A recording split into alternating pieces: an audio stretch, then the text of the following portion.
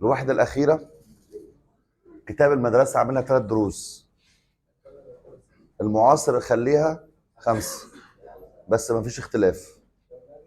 يعني ال5 اللي عاملهم المعاصر هم ال3 بتوع كتاب المدرسة، فمفيش اختلاف بجد. في الوحدة دي مفيش حاجة اتحذفت ولا حاجة اتضافت ولا أي حاجة خالص، كلهم متكررين. يعني الوحدة الأخيرة في الديناميكا كل حرف فيها موجود عليك.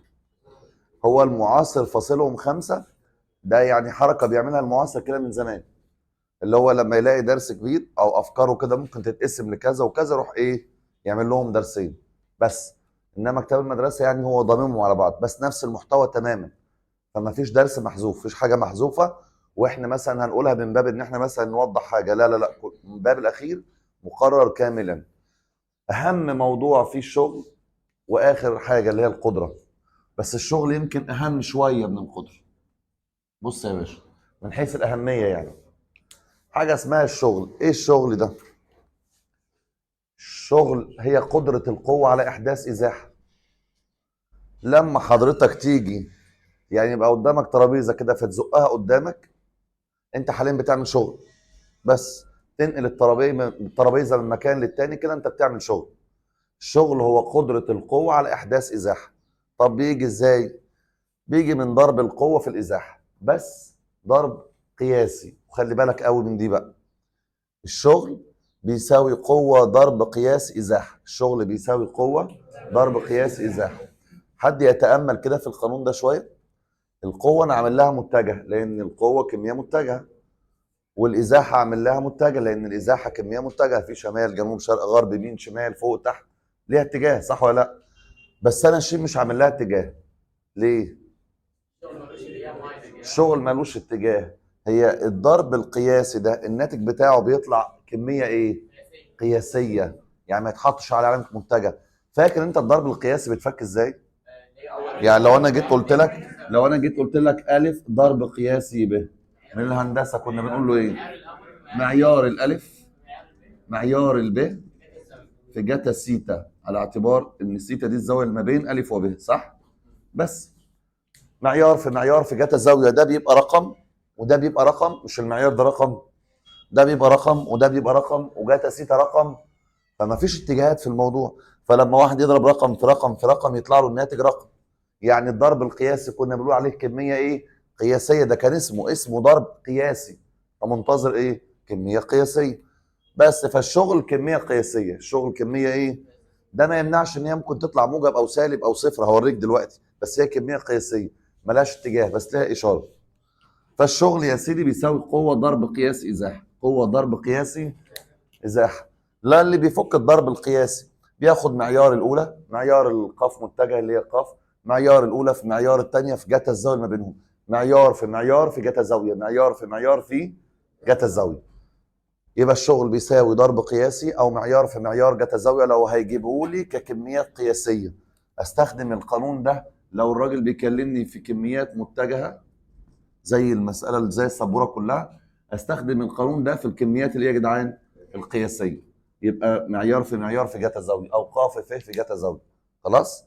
شغل قوه في ازاحه في المتجه ضرب قياسي، في الكميات القياسيه قوه في ازاحه في جتا الزاويه ما بينهم. بيقول لك الزاويه ما بينهم دي بقى ليها 3 احتمالات. احتمال يا جدعان تبقى زاويه حاده، احتمال تبقى زاويه قائمه، واحتمال تبقى زاويه منفرجه. لو زاويه حاده القوه بتبقى رقم موجب والفه بتبقى رقم موجب. ولو دي زاويه حاده الجتا بتاع الزاويه الحاده يطلع موجب ولا سالب؟ موجب. زاويه حاده يعني زاويه في انهي ربع؟ ربع الاول. فهيبقى ده موجب في موجب في موجب، يبقى معنى كده ان الشغل هنا يطلع كميه ايه؟ موجبه. طب يلا اللي جايه دي، لو الزاويه قائمه، انت عارف قائمه يعني بكام؟ 90. جتا 90 بكام؟ هيبقى الصفر في اي حاجه بكام؟ فكده الشغل هيطلع صفر اصلا. يعني عايز اعلق لك تعليق عليها دي يعني عشان ما تبقاش بتحفظ وخلاص. مفيش حد عايز يعمل شغل يروح يأثر بقوة عمودية يا جدعان. يعني واحد بيقول لي انقل الخشبة اللي انا واقف عليها دي، واحد بيقول لي حركها، حركها اروح طالع فوقيها وواقف، انا كده مأثر عليها بقوة. ايه يا جدعان؟ ايه الشغل اللي يحصل؟ في الشغل انت كده بتهرج. عايز تنقل البتاع دي تقف فوقيها، تقف فوقيها تعمل عليها قوة عمودية.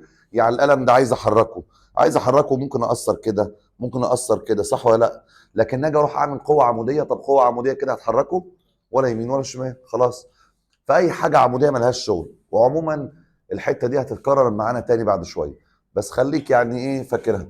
لو اي حاجه قوه عموديه ملهاش شغل، القوه العموديه ملهاش، القوه العموديه على الازاحه ملهاش شغل. يعني قوه تطلع تبقى جايه عمودي على المسار الحركه او الازاحه، يبقى خلاص دي شغلها بصفر. طب لو الزاويه منفرجه، انت عارف منفرجه يعني اكبر من 90، يعني ربع تاني، صح؟ الربع التاني الجتا فيه بتطلع ايه؟ سالبه. طب يبقى موجب في موجب في سالب، يبقى يطلع الشغل بالايه؟ بس يا سيدي، يبقى الشغل ممكن يطلع موجب، ممكن يطلع سالب، ممكن يطلع صفر عادي. لو بزاويه حاده هيطلع موجب، لو منفرجه هيطلع سالب، لو بزاويه قائمه يطلع كام؟ يطلع صفر. طيب، وحدات قياس الشغل. الشغل ده يا جدعان ليه وحدتين قياس، وحدات مطلقه وحدات تساقليه، نوعين يعني من القياس، المطلقه والايه؟ والتساقليه. هو مش الشغل بيساوي قوه في ازاحه؟ اعتبر القوه بالنيوتن والازاحه بالمتر. القوه بالنيوتن والازاحه بالايه؟ قال لي بس خلي بالك، لو اعتبرت القوه بالنيوتن والازاحه بالمتر كده هيبقى نيوتن في متر، صح؟ قال لي نيوتن في متر دي بيسموها وحده قياس جديده عايزك تعرفها بقى، اسمها جول. اسمها ايه يا جدعان؟ يبقى النيوتن في متر هو الجول، نيوتن في متر هو مين؟ انما لو القوه هتاخدها بالداين اللي هي الصغيره، الوحدات الصغيره، والازاحه تاخدها بالسنتي، يبقى داين في سنتي اسمها ارج، داين في سنتي يديك حاجه اسمها ارج. بس يبقى يلا قول لي الجول اللي هو ايه؟ نيوتن في متر، والارج داين في سنتي، الجول نيوتن في ارج، والداين والارج داين في سنتي، الجول نيوتن في متر، والارج داين في سنتي. يعني لو شغال بالوحدات الكبيره يبقى كده طلع معاك جول، يبقى الشغل طلع معاك بالايه؟ بالجول. لو انت شغال بالحاجات الصغيره اللي هي الكتله بالجرام والمسافه بالسنتي والمش عارف يعني سرعتك بالسنتيمتر كل ثانيه، القوه بالداين، لو شغال بالوحدات الصغيره تعرف ان الشغل بيطلع بالايه؟ بالارج. انا عن نفسي حافظها كده، حافظ ان انا لو شغال بالوحدات الكبيره طول الوقت يبقى هكتب على الشغل ان هو جول. لو اشتغلت بجرامات وسنتي وحاجات صغيره طول الوقت وداين والحاجات الصغيره اكتب على الشغل ان هو ايه؟ وبيقول لك على فكره الجول بيساوي 10 اس 7 من الارج. حد يعرف ليه؟ يعني اما هو اكبر منه، بيقول لك الجول اكبر من الارج، يعني ايه 10 اس 7 من المرات؟ يعني 1 جول بيساوي 1 في 10 اس 7 من الارج، يعني قد ايه؟ كتير قوي. من نيوتن لداين بنضرب في كام؟ 100,000 اللي هي 10 اس 5، صح؟ من نيوتن لداين كنا بنضرب في 100,000 اللي هي 10 اس كام؟ طب ومن متر لسنتي؟ متر في 100 اللي هي 10 اس 2. طب ما يبقى من هنا لهنا 10 اس 5 ومن هنا لهنا 10 اس 2، لو ضربناهم في بعض يبقى 10 اس كام؟ 7. بس فمستغرب ليه؟ ايوه، الجول ده كبير قوي، الجول ده بيساوي 10 اس 7 من القرش. 10 اس 7 منين؟ من القرش. صعب يا جدعان الكلام ده؟ ده لو هنقيس بوحدات مطلقه. لو هنقيس بوحدات تساقليه اللي هي ثقل يعني، عادي القوه ممكن تبقى ثقل كيلو جرام، صح؟ وحده قوه ثقل كيلو جرام والازاحه بالمتر بس اهو، او تبقى دي ثقل جرام ودي الازاحه بالمتر او بالسنتي اهو بس. فهمت القصه؟ سنه بيبقى التركيز رايح لدول يعني، خلي دول في بالك قوي. لو شغال وحدات كبيره يبقى الشغل طلع بالايه؟ لو شغال قليل بالقرش بس. والشغل بيساوي يا جدعان، هو ما قانون قوه في الازاحه، الشغل بيساوي ايه؟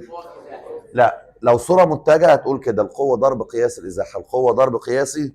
انا عارف ان الشغل يساوي قوه في ازاحه، الشغل بيساوي قوه في ازاحه، بس انت هتنساه، انت هتنساه، تنسى ان في ضرب قياسي. فانا عايزك تحفظه بشكله كده، الشغل بيساوي قوه ضرب قياس ازاحه. لو انا بحل في كميات متجهه، بحل في كميات قياسيه، يبقى الشغل بيساوي القوه في الازاحه في جتا الزاويه المحصوره بين القوه والازاحه. تمام كده؟ بس وشكرا. اسمع منك بقى كالعاده يعني. فعلا خلصت اللي عندي تماما يعني، عنديش شيء تاني ممكن اضيفه لك يعني، غير يمكن بعد نص ساعه من دلوقتي هضيف لك حاجه صغيره، وبعد كده برضو اسمع منك للاخر بس. يلا يا ريس. تحرك جسم في خط مستقيم. ممكن تلاقي نفسك محتاج شويه حاجات من الهندسه الفراغيه دلوقتي، عايز نفتكرها مع بعض. يلا. تحرك جسم في خط مستقيم تحت تاثير القوه اللي هي بكام وكام؟ يلا تحت تأثير القوة اللي هي بتساوي 6 وسالب 3 من النقطة أ إلى ب. احسب الشغل. باش هو اتحرك من فين لفين؟ بس خلاص. يبقى الإزاحة بتاعتك من فين إلى فين؟ طبعا هو اتحرك من أ إلى ب، صح؟ يبقى متجه أ ب. أنت عارف المتجه بيتكون إزاي؟ التاني ناقص الأولاني، بس ده هيديك الإزاحة.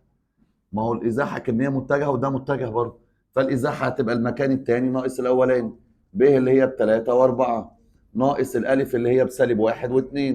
اطرح يلا. 3 ناقص سالب 1 4 و4 ناقص 2. بس خلاص معايا قوة معايا إزاحة هحل دلوقتي. فهمت القصة؟ راجل اتحرك من أ ل ب، يبقى الإزاحة أ ب اللي هي بتساوي ب ناقص أ، وشكرا. وراح أقول له الشغل بيساوي قوة ضرب قياسي الإزاحة. يبقى الشغل بيساوي القوة كام وكام؟ ضرب قياسي الإزاحة كام وكام؟ فاكر الضرب القياسي بيتضرب ازاي؟ س في س زائد ص في ص. س في س زائد ما فيهوش يعني 6 في 4 زائد سالب 3 في 2. هنجمع دول مع بعض هيدوني كام؟ ادوني 18 ايه؟ جول ولا ايرج؟ ولا ده. انت عارف هاجي جنبها اقول له ايه؟ وحدة شغل. يعني ايه الكلام ده؟ معرفش. القوة بتاعتك دي في المسألة ماشية بالايه؟ ما قالش. طب الازاحة دي بالايه؟ خلاص هبقى بعمل لك ايه؟ وحدة شغل، حاجة بتاعت شغل. يلا خلاص. فهمت القصة؟ خش على اللي بعده يلا. إذا كان الشغل المبذول، في تركاية في المسألة دي يا رب كده حد يصطادها. أنا متأكد إن حد منكم هيجيبها. إذا كان الشغل المبذول من القوة ق اللي هي بألف وأربعة، القوة ق بتساوي كام وكام؟ الشغل المبذول خلال إزاحة ف ثانية واحدة، الإزاحة بتساوي سالب 3 وألف زائد 1. كل دي مش تركات ولا حاجة، هي تركاية عبيطة قوي وهياخد بالهم. هو ايه؟ بعض الناس هياخدوا بالهم دلوقتي. الشغل المبذول بيساوي 5% جول. الشغل بيساوي يا جدعان 5%. ايه 5% ايه؟ جول. حيث ألف ثابت وقاف بالنيوتن وفه بالسنتي. اوجد قيمة ألف. يلا. معاك شغل وقوة وإزاحة. معاك شغل فاهم؟ وقوة وإزاحة. يبقى نكتب قانون مين؟ شغل. نكتب قانون الشغل. مالك فيه؟ الشغل بيساوي قوة ضرب قياسي إزاحة. الشغل كام؟ 5% يساوي القوة كام؟ ضرب قياسي الإزاحة كام؟ العلاقة اللي أنا كاتبها دي خاطئة وآثمة، فيها مشكلة رياضيا. اللي هي إيه؟ المفروض صح ولا لأ؟ يعني أنت مديني الشغل بالإيه؟ الجول ده عبارة عن، عايزك تبقى عارفه على فكرة، تقول لي نيوتن في متر تبقى حافظه كده. الجول ده بتاع نيوتن في متر، نيوتن في متر مش نيوتن في سنتي. انت بتقول لي الازاحه بالسنتي فكده غلط، كده الكلام مش راكب على بعضه. اخلي بالي. بصوا يا جدعان، الوحده من الديناميك، الوحده الاخيره من الديناميكا دي هي وحده اللعب بوحدات القياس. من الاخر الدرس بيبقى ذات نفسه عبيط، عرفت اللي هو شغل قوه في ازاحه بس. روح يلا. طب اللعب هيبقى فين؟ في وحدات القياس كلها. طب جول دي ايرج، طب دي دايل، دي مش عارف ايه. نبقى ناخد في الخضره كده يقول لك دي حصان، دي مش عارف وات، دي كذا. تبقى عايزه واحد مصحصح كده في الوحدات. يلا يا ريس. فالمهم الجول بيبقى نيوتن في متر مش في سنتي. فنعمل ايه يا شباب؟ قدامي حل من الاثنين، يا نقسم دي على 100 يبقى حولناها من سنتي لايه؟ يبقى حولناها من سنتي لمتر، نقسم على 100 من سنتي الى متر، صح ولا لا؟ بس هيبقى شكل الكسر معفن قوي يعني. يا اما نعمل حاجه، هو مش ده الجول نيوتن في متر، نخلي المتر ده يبقى زي السنتي، نضربه في كام؟ في 100. يعني نيجي هنا ونضرب في 100. بذمتك فاهم حاجه في الحته دي؟ بالله عليك يا شيخ. طب ليه ضربنا في 100؟ هو مش ده نيوتن في متر؟ هخليه نيوتن في ايه؟ فانا كده هحول من متر لسنتي، من متر لسنتي 100 بس. المهم الضرب احسن من الاسم. لو قسمت هنا على 100 كان هيبقى صح وكمل، بس المعادله تبقى مستفزه شويه. 100 في الكلام ده بكام؟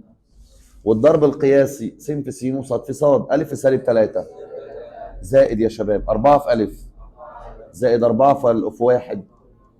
طب يبقى 5 بتساوي جمع دول ألف زائد 4. طلع بعكس الإشارة يبقى ألف بكام؟ بس شكرا، هو كان عايز ألف. تخيل قانون شغل قوة في إزاحة، خلص الموضوع. طبعا عشان احنا في البدايات يعني، لا هو الدرس هيبقى كده في الصورة المتجهة. هو مقسوم نصين، يا إما مسائل متجهة يا إما مسائل إيه؟ قياسية. يمكن اللي فيها فكرة سنة قياسية مش قوي يعني، تعتبر تكرار للدروس اللي فاتت. يلا. تحرك جسم من ألف إلى ب، حلو، في خط مستقيم. أولا من ألف إلى ب تقدر تجيب الإيه؟ كلام محترم ده، صح. من ألف إلى ب يبقى ب ناقص ألف، ما نحل على طول. الب بكام؟ ناقص الألف اللي هي بكام؟ فيطلع الناتج كام؟ ما كان تمام زي الفل. تحت تأثير قوة مقدارها 3 جذر 5. قوة مديني مقدارها. الفكرة دي رخامة بقى، رخامة. ليه؟ انت دلوقتي مديني الازاحه كمتجه، صح ولا لا؟ س وصاد دي متجهات، فالمفروض طالما الازاحه متجهات تديني القوه متجهات برضو، صح؟ تديني القوه كذا وكذا، لكن تديني مقدارها. انت خلتني احصل القانون ده ولا القانون ده؟ مديني الازاحه متجهات وراح اداني القوه كميه قياسيه. يعني عارف انت ايه؟ شبك لك القانون ببعض وسابك انت محتار. بس اداني حاجه تاني، قال لي على فكره القوه دي مقدارها 3 جذر 5 بس تعمل في الاتجاه ده. ر بيساوي 2 وسالب 1. ر دي اللي هي في الرياضه يقولوا عليها متجه موضع يعني، او متجه وخلاص مش موضع، متجه. متجه بيساوي 2 وسالب 1. اعمل ايه يا شباب؟ انا عندي قوه، اقول له معيار القوه في منتجه واحد في اتجاهها وكون المنتجه عادي. ايوه. هو الشغل، بص تاني. هو الشغل بيساوي ايه في ايه يا جدعان؟ قوه ضرب قياس ازاحه، صح؟ يبقى الشغل بيساوي قوة ضرب قياس إزاحة. الإزاحة احنا جبناها خلاص بكام وكام؟ مين اللي عطلان معاك كده؟ ينفع ناخد الرقم ده؟ لا، ليه؟ دي كمية إيه؟ قياسية. أنا عايز حاجة إيه؟ يعني اللي هو اتجاه س واتجاه إيه؟ طب ما أنا أقدر أحول لك متجه. ما هو في طريقة في الهندسة الفراغية كنا نحول بيها أي رقم لاتجاهات، نديله اتجاهات س وص وعين. اللي هي إزاي؟ كنا نقول له كده مثلا قوة ق دي عايزين نخليها متجه، كنا نضرب معيارها في الوحدة. معيارها في الايه؟ بالتحديد عشان يبقى كلامنا بالتفصيل. معيارها في متجه وحده في اتجاه. بس احنا كنا نختصر نقول معيارها في الوحده. معيارها في الايه؟ يعني ازاي يا مستر مش فاهم؟ يعني ق بتساوي معيارها كام؟ 3 جذر 5 في. انا عايز مين المتجه اللي في اتجاهها؟ عايز اخليه يبقى وحده. اي متجه في الدنيا ناوي تخليه يبقى وحده صغيره، اقسمه على ايه؟ اقسم على طوله عشان تعرف الحته الواحده بكام. فاقسمه على معياره، صح؟ يبقى نقسم على معياره اللي هي جذر 2 تربيع زائد سالب 1 تربيع. على فكره دول بخمسه، 6 وسالب 3 لان دي 4 2 تربيع ب4 ودي 1 يبقوا 5 وتروح مع الجذر 5. يتبقى 3 في 2 بكام؟ و3 في سالب 1. بس يا باشا يبقى اروح اكتب ايه دلوقتي؟ بقول لي كده اكتب ايه؟ 6 وكام؟ بس يبقى الشغل بيساوي س في س زائد ص في ص. 6 في 5 زائد سالب 3 في 2 يبقى يساوي 24. ايه بقى اللي طلع ده بايه؟ يلا تعالى نقرا. مش انت بتضرب قوه في ازاحه؟ تعالى نقرا. فين يا عم القوه؟ فين قال القوه؟ فين قوه؟ قوه مقدارها 3 جذر 5 ايه؟ يبقى القوه نيوتن. انت عايز قوه في ايه؟ في ازاحه. يلا الازاحه بالايه؟ بس خلاص. ده اللي انا طلعته، صح؟ ده اللي انا جبته. انا جبت الشغل قوه في ازاحه طلع نيوتن في سنتي. هو بقى عايزه بالايه؟ نخليه لك جول. انت عارف الجول يعني ايه؟ يعني نيوتن في متر. قول لي يا ولدي عايزين نحول من دي مع نيوتن، هو النيوتن خلاص. يبقى انت كده عايز تحول من سنتي لمتر، تعمل ايه؟ بس يبقى كده في حاجه غلط في المساله؟ لا عادي.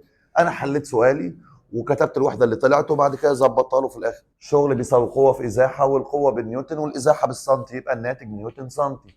طب هو عايزه نيوتن متر، نجيبه نيوتن متر يا باشا. نحول من سنتي لمتر، من صغير لكبير يبقى نقسم على 100 بس وخلص الموضوع على كده. الدنيا بسيطه وسهله يعني. انت عارف فكره السؤال ده انا كاتبه ليه؟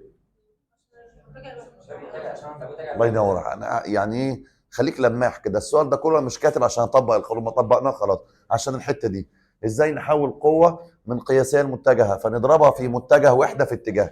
متجه وحده ايه اهو، عشان يبقى الكلام كده ايه كامل، في متجه وحده في اتجاه. بروزها لك يا حاج محمد اهي. يلا يا باشا خش على السؤال اللي بعده. يتحرك جسم على المستوى الاحداثي من الف الى ب. نجيب الازاح. يلا اتحرك من فين لفين؟ من الف لب. يبقى ب ناقص الف يبقى 3 و1 ناقص سالب 1 و4.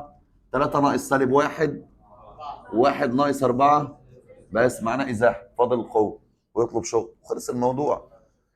بيقول لي تحت تأثير قوة مقدارها 10. بس أنا عايزك تركز معايا شوية في السؤال ده. قوة مقدارها كام؟ 10. مش هتنفع طبعا، أنا معايا الإزاحة متجه س وصاد. بيقول لك إيه؟ قوة مقدارها 10 نيوتن. القوة دي تميل على الاتجاه الموجب لمحور السينات بزاوية. القوة دي تميل على الاتجاه الموجب لمحور السينات بزاوية جيبها 3 اخماس. بزاوية جيبها، الزاوية ما اعرفهاش، ممكن اسميها سيتا، صح؟ وهو بيقول لك جيبها. جيبها يعني ايه؟ جيبها يعني جا سيتا. ويوجد الشغل المبذول. بصوا يا جدعان من الاخر، الشغل بيساوي قوة ضرب قياس ازاحة. انا اقدر احل كميات قياسية على فكرة، بس انا هكمل متجه عشان عايز اراجع معاك حاجة معينة. بص يا فخر العرب، الجا دي كمية موجبة ولا سالبة؟ انت بتبص في الجا دي كمية موجبة ولا سالبة؟ الجا لما تبقى موجب ليها كام احتمال؟ احتمالين مش احتمال واحد. ده اولا، يعني ده اول سلام عليكم كده ممكن الطالب يلبس في الحيط فيها دي. الجا طالعه موجبه. الجا موجبه بتبقى في مكانين، الربع الاول والربع الثاني. فانت حضرتك هتضطر تمشي في كام احتمال؟ احتمالين والله. احتمال انك انت تروح راسم مثلث في الربع الاول، واحتمال تروح راسم لنفسك مثلث الربع الايه الثاني يا ريس. اصل جا موجبه بناء على ايه؟ الاقي طلاب انا يقول لك الربع الاول ليه ان شاء الله، طب ما ممكن الربع الثاني جا موجبه، ممكن لازم زاويه حاده ممكن تطلع منفرجه. مش دراك انت؟ هو قايل زاويه جيبها 3 اخماس وده رقم موجب، يعني ممكن اول ممكن ثاني. الجا موجبه في الاول والثاني. جا بيساوي المقابل على الوتر، ودي من فيثاغورس. جا بيساوي المقابل على الوتر، ودي من نظريه بس السالب 4. الله ينور عليك يا حاج محمد. ليه بقى؟ لا الربع الاول كله موجب، الربع الثاني الضلع اللي على اليمين موجب، اللي على الشمال سالب، واللي فوق موجب، والوتر كده كده موجب في اي ربع. ده لازم يعني. ده من غير امال هيبقوا نفس المثلث بالظبط في كل حاجه؟ اكيد لا يعني. المهم، وبعدين يا ريس، وبعدين يا ريس الشغل بيساوي قوه في ازاحه. مظبوط. الشغل بيساوي ايه في ايه؟ قوه في ازاحه. طب الشغل بيساوي القوه انا ما اعرفهاش، ضرب قياسي الازاحه انا اعرفها من بدري قوي اللي هي كام وكام. انا بقى عايز اجيب القوه. انا مشكلتي دلوقتي مع القوه، اجيبها ازاي؟ انا معطلني القوه خلاص، انا جبت الازاحه معطلني القوه اجيبها ازاي؟ رسمت مثلثات مش عارف استخداماتها ايه، يعني مش عارف انا جبتها ليه اصلا. رسمت مثلثين كده عشان الجا موجبه، قلت له يبقى ممكن ربع اول او تاني. وجيت اجيب الشغل لقيت قوه في ازاحه، الازاحه موجوده ومتعطل انا على القوه، عايز اجيب القوه. قال لي بص يا ريس، القوه بتاعتك دي مقدارها كام وليها زاويه اسمها ايه؟ سيتا. يبقى اقول له القوه بتساوي 10 وسيتا. مين فاكر لما نكتب القوه؟ الله عليك، تمام كده، الله ينور. لما اكتب القوه عن طريق ايه؟ اللي هي معيار وزاويه، معيار وزاويه. في الرياضه اسمها صوره ايه؟ فاكر ازاي نحولها الى احداثيه؟ قبل الفاصله جتا، بعد الفاصله جا. يعني قبل الفاصله 10 جتا، بعد الفاصله 10 جا. بس خلاص، كل سنه وانت طيب. يعني هنا 10 في جتا المجاور على الوتر كام على كام؟ و10 في جا المقابل على الوتر اللي هو كام على كام؟ قوم الكلام ده يطلع بكام وكام؟ 10 على 5 2 في 4 10 على 5 2 في 3. بس خلاص. يبقى القوة كام وكام يا جدعان؟ يبقى الشغل بيساوي 8 في 4 زائد 6 في سالب 3. يبقى يطلع كام؟ مظبوط كده؟ هو مدينا القوة بالايه؟ بالنيوتن، والمسافة بالايه؟ بالمتر. يبقى دي نيوتن في متر، اللي هي ممكن نكتب عليها ايه؟ جول وخلاص. ما نيوتن في متر يعني جول. طب خلص السؤال؟ لا، ده الاحتمال الاول. في احتمال تاني اهو. الشغل بيساوي قوة ضرب قياس ازاحة. الازاحة القوة لسه ما جبناهاش، ضرب قياس الازاحة مطلعة بكام وكام؟ ايوه، ما المرة دي القوة بتاعتنا معيار وزاوية 10 وسيتا صح؟ وقلت انت دي صورة ايه؟ يا عم نسيت صورة ايه دي؟ ونحولها لصورة ايه؟ ازاي؟ قبل الفاصلة جتا، قبل الفاصلة جتا، بعد الفاصلة جا. يبقى ق بتساوي 10 في جتا المجاور على الوتر سالب 4 على 5 و10 في جا المقابل على الوتر كام على كام؟ هيبقى ق بتساوي 10 على 5 2 في سالب 4 و10 على 5 2 في 3. بس ما هو في احتمال تاني.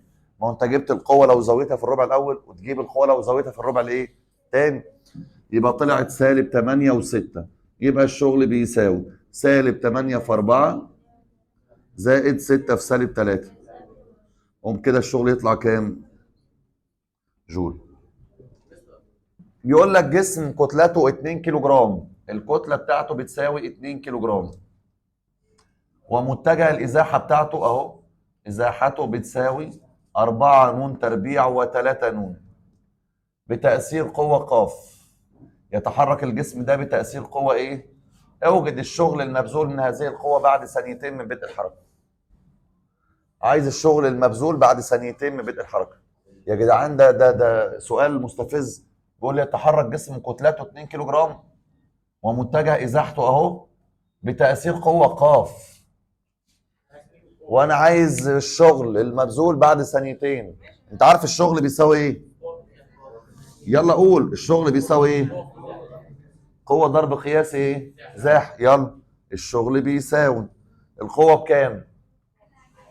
معرفش. انت عايز شغل يبقى المفروض معاك دول ضرب قياس الازاحه كام؟ يعني دي نقدر نعرفها، لان انت عايز بعد كام ثانيه. طب ما نعوض عن الزمن بكام؟ فدي سهل عليا ان انا اعرفها صح. بعد ثانيتين. يعني بص اهو، بعد 2 ثانيه الازاحه بتساوي 2 تربيع ب 4. 4 في 4 بكام؟ و2 في 3 بكام؟ طب يلا يا جدعان، يبقى بس مين ناقص معايا كده؟ وحاول تحل زي كده. على فكره نبدا بالمطلوب. شغل بيساوي قوه في ازاحه، واقعد اكلم نفسي كده في المثال، اتكلم بجد والله. شغل يساوي قوه في ازاحه، الازاحه طب اقدر اجيبها. طب مين ناقص معايا؟ ناقص معايا القوه. واقعد اتكلم مع نفسي كده في السؤال. فاهمني؟ انا مش بشوف حاجات معينه اروح بادئ باجابتي على طول، لا. انا ببدا من الطلب اشوف ايه اللي ناقص فيه واقعد احاول اجيبه طول الوقت كده. ايه اللي ناقص واحاول اجيبه. شغل قوه في ازاحه، الازاحه كانت عرفت اجيبها بعد سنتين. كده مين اللي معطلني؟ القوه. مين يقدر يجيب القوه؟ يعني عايز يطبق قانون نيوتن تاني. يقول لك الشغل، لا مش الشغل، محصله القوى بتساوي ق بتساوي كف ج. ق بتساوي كف، بس خلينا في المتجهات بقى، احنا صوره متجهه. ق بتساوي كف ج، ق بتساوي كف. كف بكام؟ هتجيب ازاي الجيم؟ اشتق الازاحه بس كم مره؟ مرتين. لان لو اشتقنا الازاحه مره نجيب ايه؟ فنشتقها نجيب. يلا يا باشا اشتقها لي. يلا اشتقها لي كده هنجيب سرعه. يلا 2 في 4 نون يبقى 8 نون و3. دي سرعه. اشتق جيب عجله تطلع كام؟ 8 وصفر. بس يا سيدي. يبقى كده القوه هتساوي كام؟ بس خلاص يبقى 16 وصفر. يبقى الشغل بيساوي 16 في 16 زائد صفر في 6. يبقى الشغل بيساوي ايه بقى؟ 256. ايه الشغل؟ يعني قوة في ازاحة. جول يا مستر، كان هو قال نيوتن والمتر. قوه نيوتن، الازاحه بالايه؟ يبقى نيوتن في متر، اللي هي مين يا جدعان؟ جول. صعبه. بيقول يتحرك الجسم كتلته 1.5 كيلو جرام، الكتله بتاعته بتساوي 1.5 كيلو على مستوى احداثي تحت تاثير القوه الاولى والثانيه والثالثه. كم قوه دول؟ 3. بص، قوه اولى، قوه اولى بتساوي كام؟ 2 و1. قوه ثانيه بتساوي كام؟ 1 و3. قوه ثالثه بتساوي كام؟ انا بكتب وراك على فكره. قوه ثالثه بكام؟ 3 وسالب 1. اي مساله فيها كذا قوه بنعمل ايه يا جدعان؟ يعني من قبل ما اكمل قرايه كده بروح اجيب المحصله، صح؟ بروح اجيب محصلتهم. محصله القوى المتجهه جمعها بس، لا ليا دعوه بقى باتجاهات ولا دي مع ولا ضد ولا بينهم زاويه كام ولا الكلام ده كله. دي الميزه. هروح اسمي المحصله اسمها ق بس، واجمع 2 و1 3 و3 6، 1 و3 4 4 وسالب 1 يبقوا كام؟ 3. بس انا كده معايا القوه ق. هو منظر على الفاضي، فاهم انت؟ قوه كذا وكذا، في الاخر هنجيب ق برضه. طيب المهم، وكان متجه الموضع ر بيساوي متجه الموضع في الرياضه ده. دي العلاقه اللي بتعرفك مكان الجسم في اي لحظه زمنيه انت عايزها. بمعنى لو عايز تعرف هو بدأ من فين، بتجيب حاجه اسمها ر صفر، يعني تعوض عن الزمن بصفر. لو عايز تعرف الجسم ده راح فين بعد ثانيه، عوض عن النوم بكام؟ بواحد. ده كده متجه الموضع. متجه الموضع دي علاقه بتعوض فيها بالزمن اللي انت عايزه، يعرفك هو واقف فين في اللحظه دي.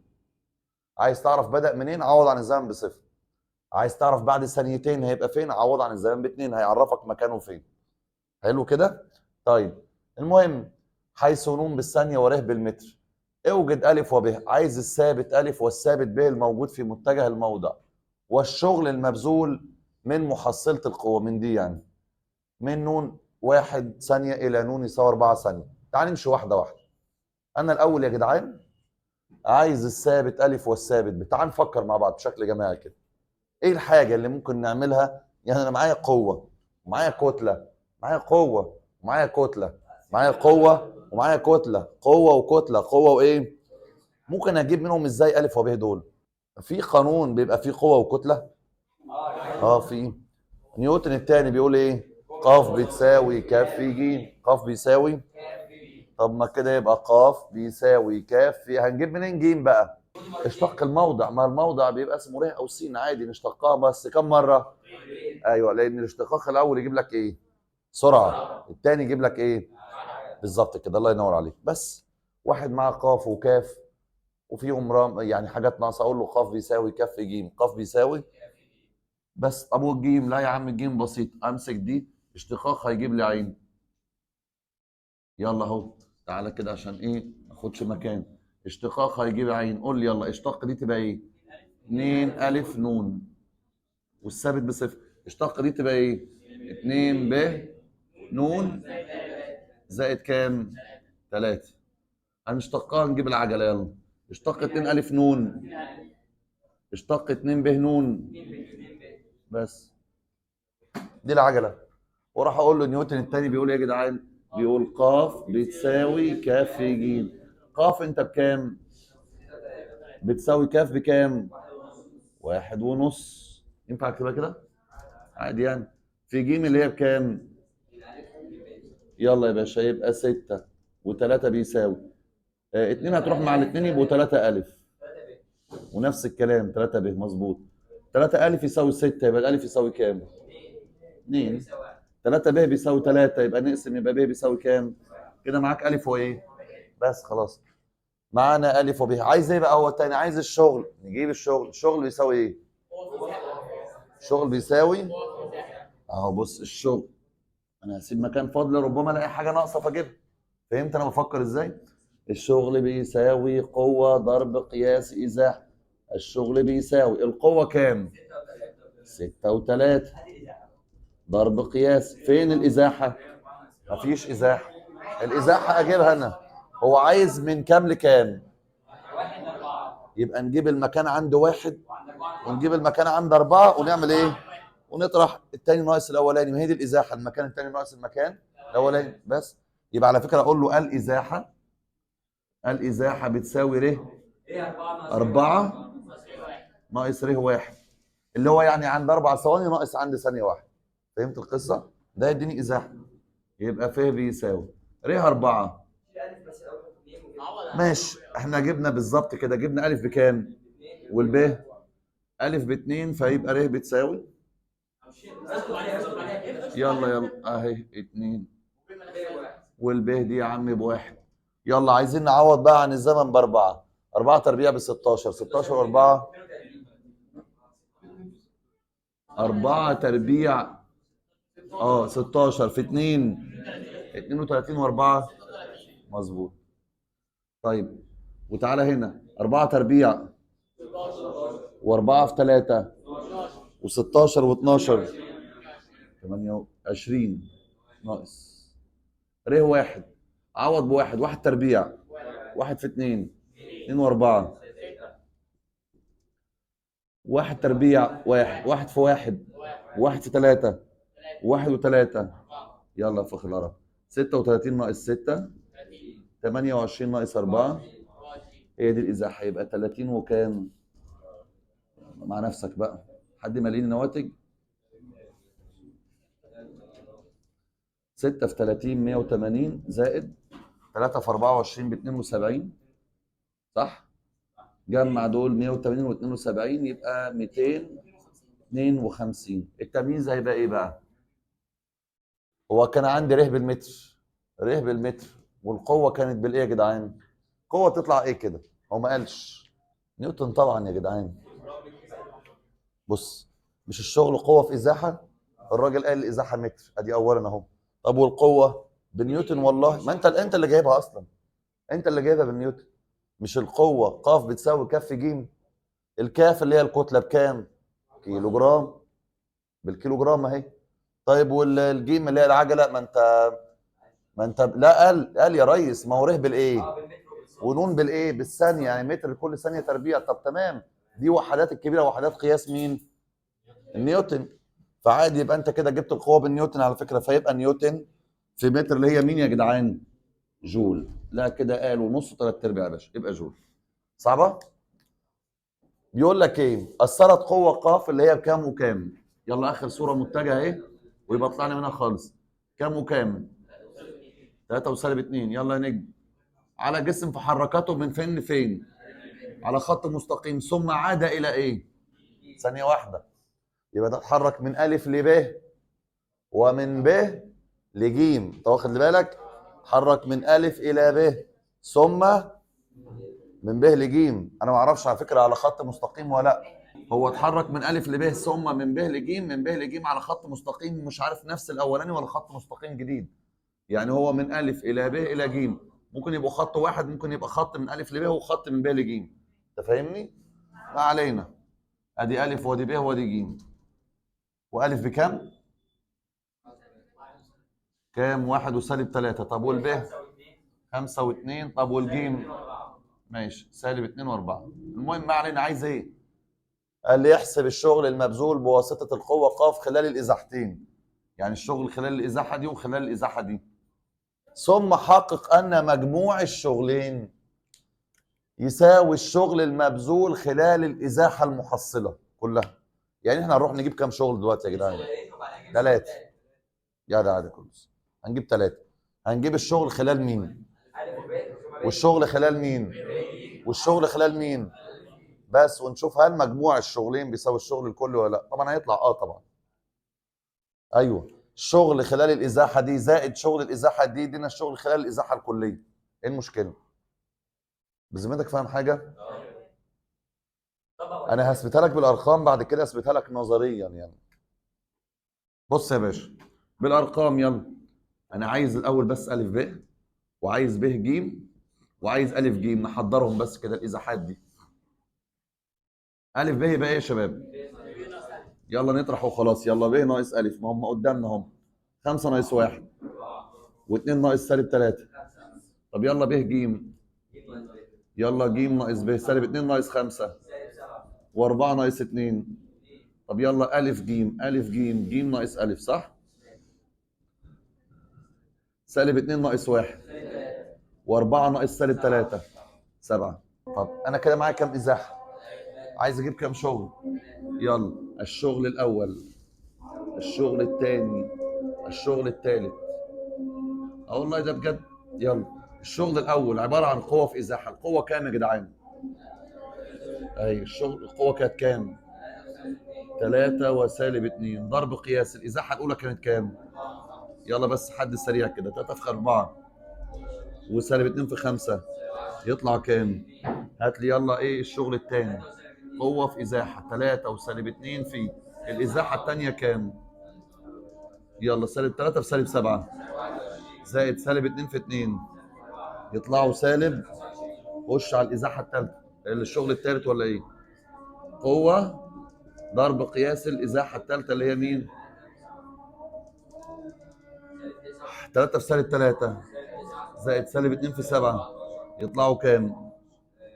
سالب 23. مظبوط. طيب هل الشغل على فكرة التالت ده اللي هو من ألف لجيم صح ولا لا؟ هل الشغل الكلي يساوي مجموع الشغلين دول؟ اه حصل، انت لو جمعت دول هيدوك ده. تمام يعني. كده يبقى الشغل الثالث يساوي الشغل الاول زائد الشغل الثاني بس. فهمت القصه؟ طب انا عايز اقول لك على حاجه تاني. انا كان ممكن اثبتها له من غير ارقام نظريا كده. ازاي؟ هو بيقول لي اثبت ان مجموع الشغلين اللي هو من الف لب زائد من ب لج صح ولا لا؟ يساوي الشغل الكلي. تمام؟ بص يا باشا، هقول له الشغل الاول زائد الشغل الثاني يساوي الشغل الاول عباره عن قاف ضرب قياسي الازاحه، صح؟ الازاحه من الف لمين؟ قول ورايا، من الف لب زائد الشغل الثاني نفس القوه بس في الازاحه ايه؟ يبقى قاف. الله ينور عليك، انت عرفت انا دلوقتي عايز اعمل ايه. فانا اروح القاف والقاف اخد القاف عامل، ايه اللي هيتبقى؟ استنى بس ايه، نكتب ضرب قياسي الاول. ضرب قياسي ناخد القوه ضرب قياسي عامل القوه ضرب القوه عامل مشترك ضرب قياسي الف ب زائد ب ج يبقى ق ضرب قياسي الف ب زائد ب ج يدينا حاجه اسمها ايه؟ ده اصلا لما يبقى الحرف متكرر بيتشال يدينا الف ج. طب ما ده يدينا الشغل الثالث اللي انت بتدور عليه صح ولا لا؟ اللي هو القوه في من الف لج على طول مره واحده بس من غير ارقام يعني. ينفع بس مش هتيجي عشان اريحك يعني. ده سؤال للفهم. فاهم ازاي؟ انا قاصد انت تبقى فاهم القصه دي. فهمتني؟ يعني قاصد اوصلك بالمعلومه، لكن هو يسال في ده لا مش هيسال في ده. ممكن يسال في اللي قبله طبعا طبعا، ويسال في كل شرحناهم، انما ده اعتبره شرح السؤال ده. يلا يا باشا بص بقى، هننقل على الكميات القياسيه، وهنا عايز دماغ عاليه. موجود؟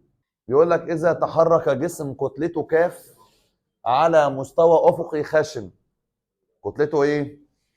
على مستوى افقي خشن تحت تاثير قوه قاف. الجسم كتلته كاف هيتحرك على مستوى افقي خشن تحت تاثير قوه اسمها قاف. القوه قاف دي تميل على الافق بزاويه ه لاعلى يا عم. عايز الشغل المبذول من القوه ومن المقاومه وضد المقاومه ومن الوزن ومن محصله القوه. يلا الاولى تساوي ايه؟ طب الثانيه؟ طب الثالثه؟ طب محصله القوه. بس انا عايزك امشي بس واحده واحده معايا، الحاجه اللي مش فاهمها قول لي. خلاص؟ انا لما احط جسم كده هيبقى حاليا واقع تحت تاثير قوتين يا جدعان صح؟ الوزن وايه؟ خلي كل حاجه تبقى منطقيه، بمعنى لو في حاجه مش فاهمها قول لي لا جت منين. في وزن وفي ايه يا جدعان؟ رد فعل. هو بيقول ان احنا اثرنا على الجسم ده بقوه اسمها قاف تميل على الافق بزاويه ه لايه؟ يعني ما قالش القوه افقيه بالظبط، قال قوه ايه؟ تميل على الافق، يعني طالعه لفوق شويه كده كده. القوه كده قاف تميل بزاويه ه لاعلى لفوق مش لتحت يعني. المفروض ان ده مستوى افقي ايه يا جماعه؟ مستوى ايه؟ خشن. يبقى المفروض يظهر لي الناحيه الثانيه مقاومه صح ولا لا؟ حتى هو في كلام عن المقاومه هنا. خشن يا معلم، فانت هتحرك هيحصل احتكاك فيبقى في خشونه كده في مقاومه بس. بص كده كويس، هل في قوه ناقصه؟ وزن ورد فعل، قوه واحتكاك، وزن ورد، الاربعه المشهورين في الاستاتيكا، وزن ورد فعل، قوه واحتكاك، او في الديناميك وزن ورد فعل، قوه واحتكاك، وزن ورد فعل، قوه واحتكاك، وزن ورد فعل، قوه واحتكاك. احتكاك اللي هو الايه يعني؟ مقاومه. بس وزن ورد فعل، قوه واحتكاك، هم الاربعه المشهورين. ايه احط تاني؟ هم دول. طيب اولا لو عايز الشغل المبذول من القوه، طبعا الجسم المفروض هيتحرك في اتجاه القوه، صح ولا لا؟ هيتحرك، هنعتبر ان هو هيتحرك مسافه وليكن اسمها ف، او ازاحه وليكن اسمها ايه يا شباب؟ ف. خلاص كده احسن ايه تفتكرها قوه، دي ازاحه. عايز الشغل المبذول من القوه. قاف في جتا هنا، لان الزاويه هنا بين القاف والف. عسل، ده 100 100 الكلام ده. اخونا بافلي بيقول لك ايه، هنرجع بقى كده مش متجهات، احنا كده في الصوره الايه؟ اللي هو قوه في ازاحه في جتا الزاويه المحصوره، القوه في الازاحه في جتا الزاويه الايه؟ القوه ايه؟ قاف، الازاحه ايه؟ الازاحه ف. طيب والزاويه المحصوره مين؟ ه. يعني قاف ف في جتا ه، قاف ف في ايه؟ الكلام ده صح 100%. بس في ناس بتعمله بطريقه احلى. بيعملوا ايه؟ يحلل القوه. لا انت هتعلم عليهم، هتعلم عليهم اكيد. هيمسك القاف، هيحللها، هتبقى هنا قاف جتا ه. طب هنا جتا مطرح ما تنام جتا يبقى فوق ايه؟ جا. وخلاص كده يقول لك باي باي القاف. في الحاله دي يا جدعان، انت هقول لك على حاجه قبل بس ما نحل دول. مين فيكم عارف جاتا صفر بكام؟ واللي عارف جاتا 180 بكام؟ واللي عارف جاتا 90 يقول لي بكام؟ جاتا صفر بكام؟ لا استنى بس، واحده واحده. جاتا صفر بكام؟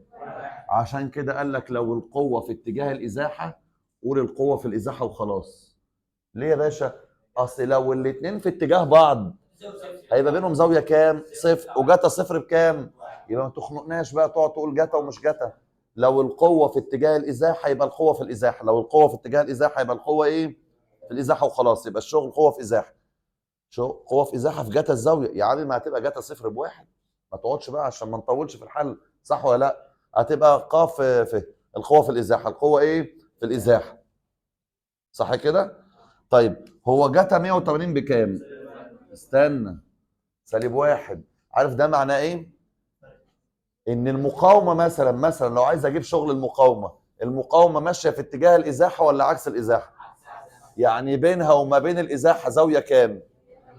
طب ما بدل ما تقول المقاومه في الازاحه في جتا 180، اكتب شغل المقاومه دايما بيطلع بالسالب، اكتب سالب ميم في ف. سالب ميم في ايه؟ يعني بدل ما تكتب كده المقاومه في الازاحه في جتا 180، انت عارف جتا 180 دي بكام؟ ففي ناس بتكتب سالب واحد في ميم بس، فيقول لك شغل المقاومه شغل سالب، شغل المقاومه شغل ايه؟ ايوه ما هي ضد الازاحه، ما هي عكس الازاحه، شغلها بالسالب. ايوه الجسم ماشي كده وهي اصلا ماشيه كده، فبينهم زاويه 180 فشغلها يطلع بالسالب. ايوه خلاص، لانها زاويه 180 ما بينهم. فهتلاقي يقول لك سالب ميم في ف، سالب ميم. طيب ماشي. لو الزاويه 90،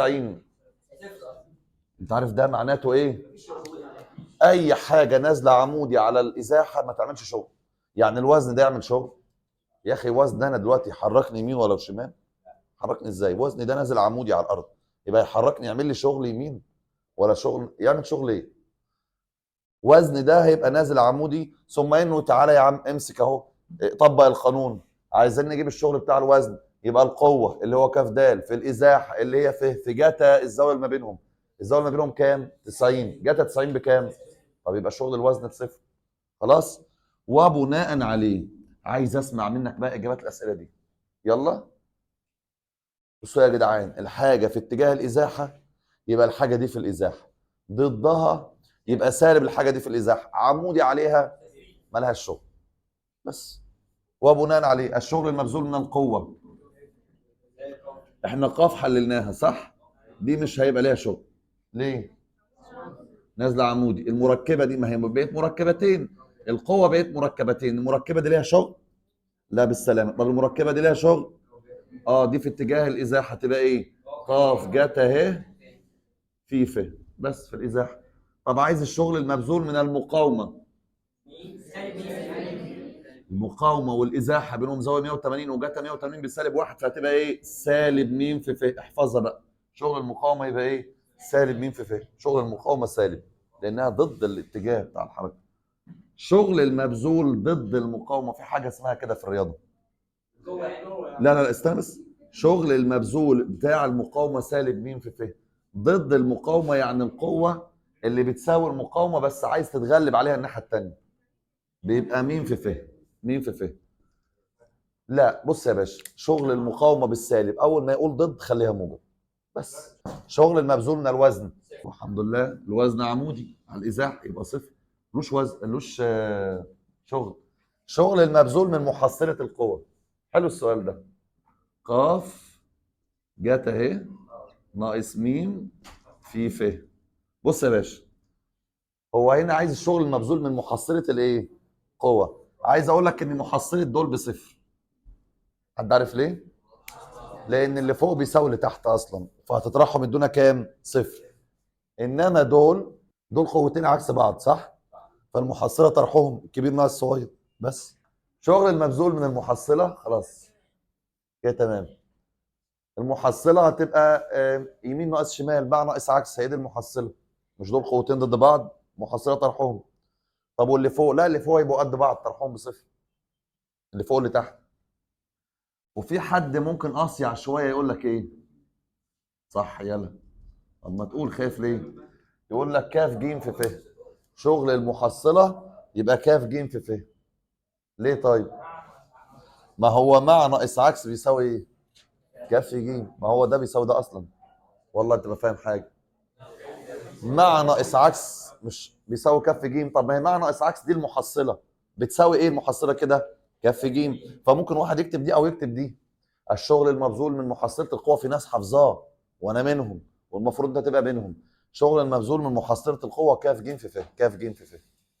لما يجي يقول لي عايز شغل مبذول من محصله القوه ما تتوهش قوي في المساله، اقول له كاف جيم في ف. كاف جيم في ف. بس في عندي شويه ملاحظات تاني، بس انا يعني حاسس انك انت فصلت. انا مكمل كده كده بس اقولهم ورا بعض ولا ايه؟ بتكلم بجد. يلا. اذا سقط جسم كتلته كاف راسيا لاسفل فان الشغل المبذول من الوزن. يا جدع صفر مين يا جدع يا جدع يا جدع؟ سقط جسم لاسفل يعني في ازاحه لتحت والوزن لتحت والاثنين في نفس الاتجاه يا اخي، يبقى صفر ازاي؟ ده مش عمودي ولا حاجه يا جماعه. في جسم ليه وزنه نازل لتحت ازاحه، عايز الشغل بتاع الوزن. الشغل بيساوي ايه؟ قوه في ازاحه. القوه اللي هي قوه مين؟ بس يبقى كاف دال في الازاحه في. بس ما هو الوزن نازل وانا بقول لك الجسم نازل، فيبقى الزاويه بينهم صفر، يعني جاتا صفر بواحد نفس الاتجاه يعني. الشغل المبذول من الوزن يبقى الوزن في الازاحه. معلش يعني ربنا يصبركم على الجمل المعقده دي. طب اذا قذف الجسم، هو في وزن برضه بس قذف الجسم لاعلى، هو طالع لفوق وانا عايز شغل الوزن. الوزن اللي هو بيبقى دايما لاسفل ده يبقى ايه بقى؟ سالب كاف دال في ف. ليه؟ الازاحه هتبقى ايه؟ لفوق، والوزن ده يبقى طول عمره لتحت، حتى ان حذفته عملته بيبقى الوزن لتحت، فكده عكس بعض. فيبقى بينهم زاويه 180. جت 180 بكام؟ سالب واحد. فيبقى نقول ايه يا جدعان؟ سالب كاف دال في ف. عايزين نحفظ بقى شغل الوزن في حاله ان الجسم بيتحرك راسيا يعني مش على خط افق. في حاله الحركه الراسيه شغل الوزن كاف دال في ف. ده لو الجسم نازل. طب لو الجسم طالع سالب كاف دال، يعني لو مع الجاذبيه يبقى كاف دال في ف، لو ضد الجاذبيه يبقى سالب كاف دال في ف. ايه طيب؟ اذا سقط جسم كتلته كاف على ارض رمليه فغاص فيها ف متر، عايز الشغل المبذول من الوزن ومن المقاومه وضد المقاومه. سقط جسم على ارض رمليه فغاص فيها. الجسم ده لما يغوص في الارض الرمليه بيبقى واقع تحت تاثير قوتين، قوه الوزن وقوه الايه؟ المقاومه. صح. اي جسم بيتحرك جوه رمله بيبقى هم قوتين مؤثرين عليه، قوه الايه؟ والايه اللي هو الاحتكاك بالرمله والحاجات دي وما وخلافه. بس وزنه مقاوم. يلا، هو بيقول لك هينزل لتحت مسافه فين. قول يا ولدي. الشغل المبذول من الوزن، الوزن كاف دال والازاحه فين. طب الشغل المبذول من المقاومه، مع العلم ان هو كان نازل، ها سقط جسم يعني كان نازل، شغل المقاومه بيبقى ايه؟ دايما شغل المقاومه بيبقى سالب، لان المقاومه بتظهر اصلا عكس الحركه، صح ولا لا؟ تبقى ايه يا شباب؟ سالب ميم في ف. طب الشغل المبذول ضد المقاومه، بس نقول تاني. شغل الوزن كاف دال في ف، شغل المقاومه سالب ميم في ف، ضد المقاومه ميم في ف. دول يلا. اذا تحرك جسم لاسفل، ادي الجسم اهو تحرك لاسفل على مستوى ماء املس، وهنا نفس الجسم بس تحرك ايه؟ لاعلى. عايز الشغل المبذول من الوزن. بص يا باشا، الصبر. اقول لك حاجه كويسه، هو مش هنا في وزن واحنا بنعمل ايه؟ بنحلله. هنا بيبقى ايه؟ كاف دال جتا، وهنا بيبقى ايه؟ بيني وبينك ده يبقى ملوش لازمه، لان ده نازل عمودي على الازاحه، فشغله بكام؟ فعشان مش عايز اكتب كتير ولا اخبطك، يبقى هي مركبه الوزن دي. تاني، هنا بيبقى ايه في ايه يا شباب؟ كاف دال بتتحلل هنا ايه؟ كاف دال جتا، وهنا كاف دال جا. ليه كاف دال جتا ما كتبتهاش؟ عموديه على الازاحه اللي هتبقى ماشيه، فمالهاش شغل، فكبر دماغك منها يعني. فيبقى فاضل ده. الشغل المبذول من الوزن هيبقى ايه يا شباب؟ بص بص هيبقى ايه؟ ركز. هيبقى كاف دال جا ه في ف. طب يلا ها، هو هيبقى فيه كاف دال، وهنا كاف دال جت اهي، وهنا ايه؟ كاف دال جه اهي، بس الجسم طالع والبتاع ده نازل، فيبقى الشغل يبقى ايه يا جدعان؟ سالب كاف دال في ايه؟ بس كده تمام. بس في حد راح عمل ايه بقى؟ اقول لك عمل ايه؟ قال لي طيب، لو سيبنا كاف دال زي ما هي وسيبنا فيه زي ما هي، بس عوضنا عن الجاهه. هو لو اتقفل مثلث كده، هي مش جايه بتساوي المقابل على الوتر؟ المقابل هنسميه عين، اللي هو الارتفاع بتاع المستوى، والوتر ده هنسميه الازاحه اللي هو مشيه، صح؟ يعني لا لا، ما انا عارف ان هي مش كلها، يعني لحد ما يوصل هننزل بعمود، فاهم ازاي؟ بس يعني لو هو مثلا متحرك من هنا لحد هنا، ننزل بارتفاعه، يبقى الارتفاع نقصد بيه اخر نقطه وصل لها الجسم، اقصى حاجه وصل لها الجسم، مش ارتفاع المستوى كله، ارتفاع الجسم. تمام كده؟ يلا. فجاء بتساوي المقابل على الوتر، المقابل على الوتر يبقى عين على ايه؟ مضروبه بره فين؟ في ف. فبالظبط كده باي باي دي مع دي، فيبقى ايه ده يا جدعان؟ كاف ده العين. وعين ده اللي هو الايه؟ ارتفاع الجسم، ارتفاع الجسم اللي هيوصل له، فاهم ازاي؟ ففي ناس هنا بقول لك، في القانون ده هتحتاجه مره يمكن ولا حاجه مره. ففي ناس هنا يقول لك شغل الوزن لو كان نازل يبقى الوزن في الارتفاع، الوزن في الايه؟ يقول لك الوزن في الارتفاع، بس الارتفاع عن سطح الارض، خلاص، الوزن في الارتفاع. تعالى هنا. طيب لو عايزين شغل يا جدعان ضد الوزن، شغل المبذول من الوزن والجسم كان نازل، الجسم كان طالع والوزن بيبقى لتحت، هيبقى سالب كاف دال في. جا بتساوي ايه يا شباب؟ جا بتساوي المقابل، هنعتبر ان هو الارتفاع، الجسم وصل لارتفاع عين ويكون مش ازاحه فيه، يبقى جا بتساوي المقابل على الوتر، يبقى عين على ايه؟ على فه. في مين يا جدعان؟ شيل الفه مع الفه تبقى ايه؟ يعني سالب الوزن في الارتفاع.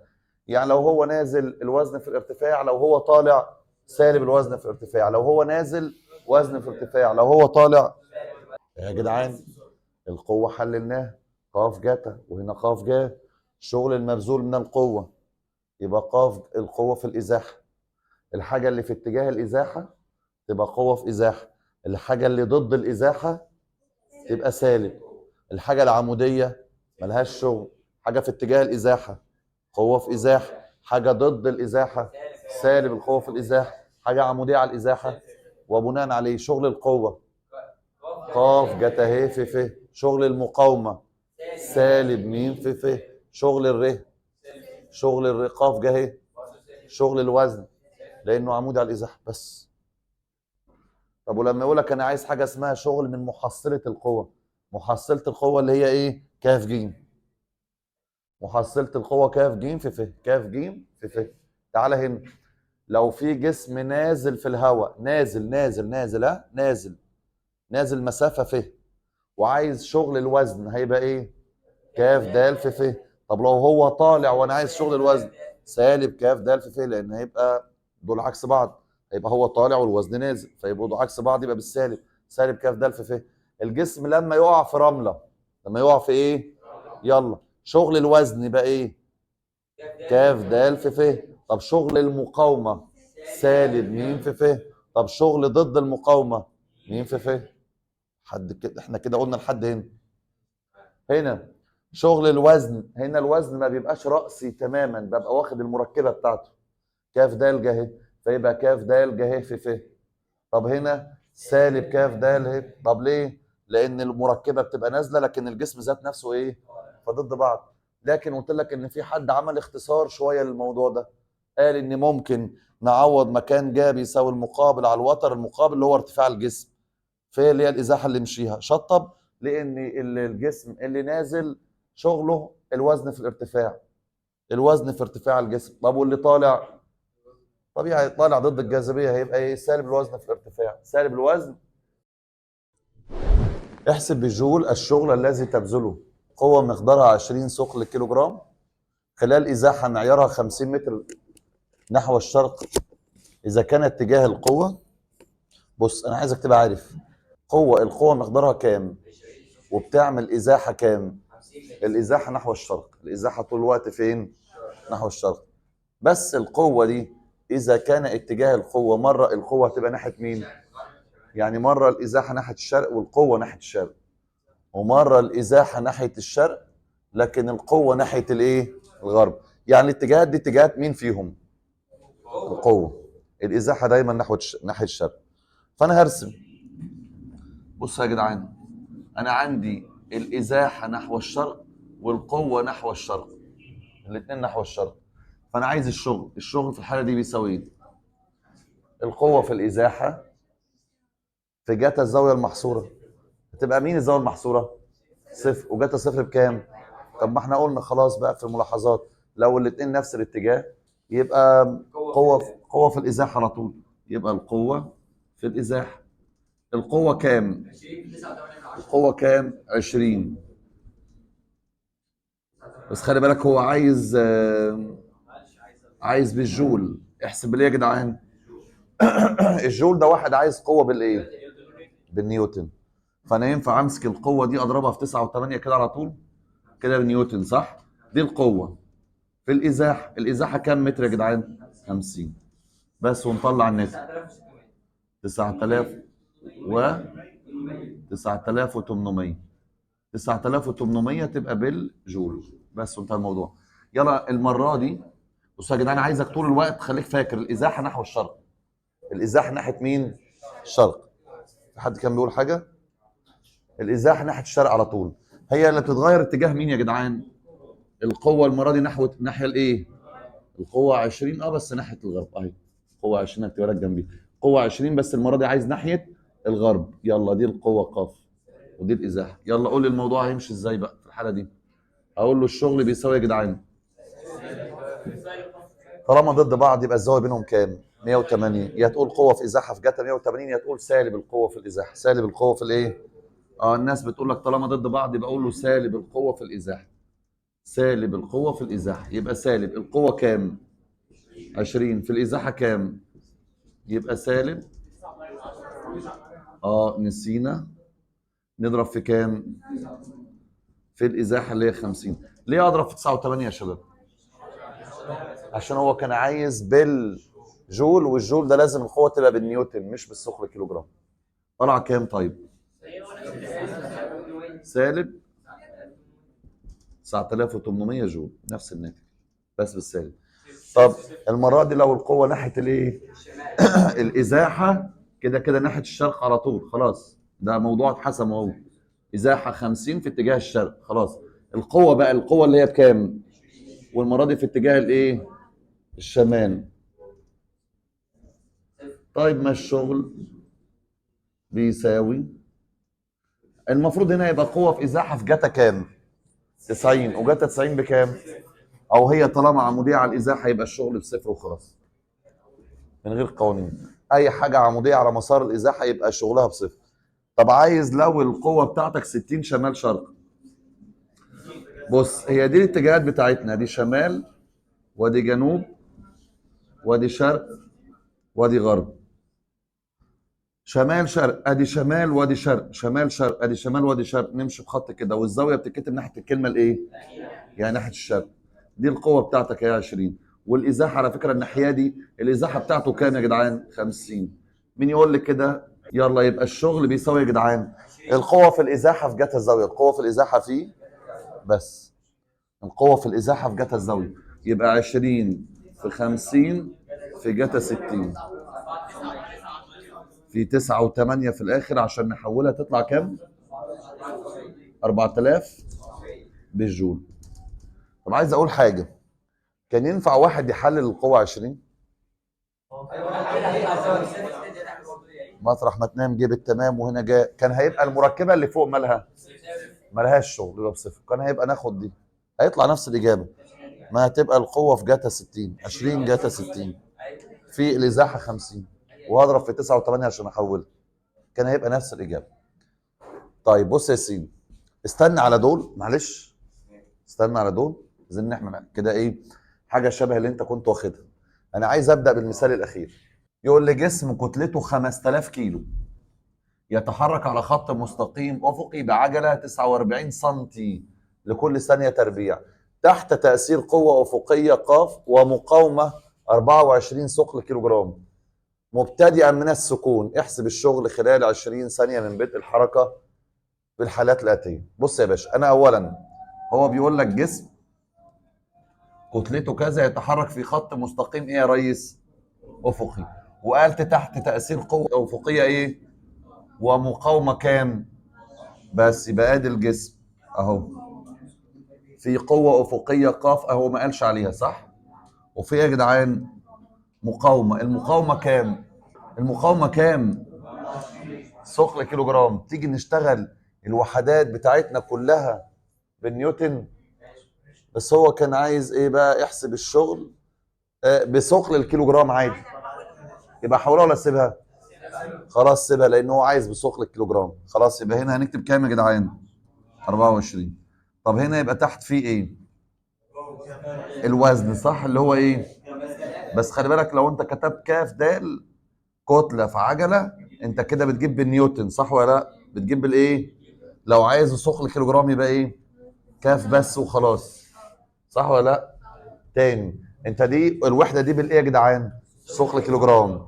لو كتبت الوزن هنا كاف دال يبقى انت كده بتجيبه بالايه؟ بالنيوتن. طب لو انت عايزه بالثقل كيلو جرام لا يبقى كاف بس وخلاص. الكتله 5000 كيلو جرام كانها 5000 ثقل كيلو جرام. خلاص؟ طيب يبقى هنا 5000 وبيبقى فوق في حاجه اسمها ايه يا جدعان؟ رد فعل. في تاني كده غايب عني في حاجه؟ فين الاربعه المشهورين اللي هم ايه؟ وزن ورد فعل قوه واحتكاك. وزن ورد فعل قوه واحتكاك اللي هي المقاومه يعني. وزن ورد فعل قوه واحتكاك قوه ومقاومه، وزن ورد فعل قوه ومقاومه. الاربعه مشهورين موجودين اهم. المهم بيقول لك ان في شويه كلمات كده لازم تاخد بالك منها، ان الجسم ده اتحرك منين؟ يعني وعايز الشغل خلال كام ثانيه؟ اصل انا شامم ريحه معدات حركه. عايزين الشغل المبذول بواسطه القوه.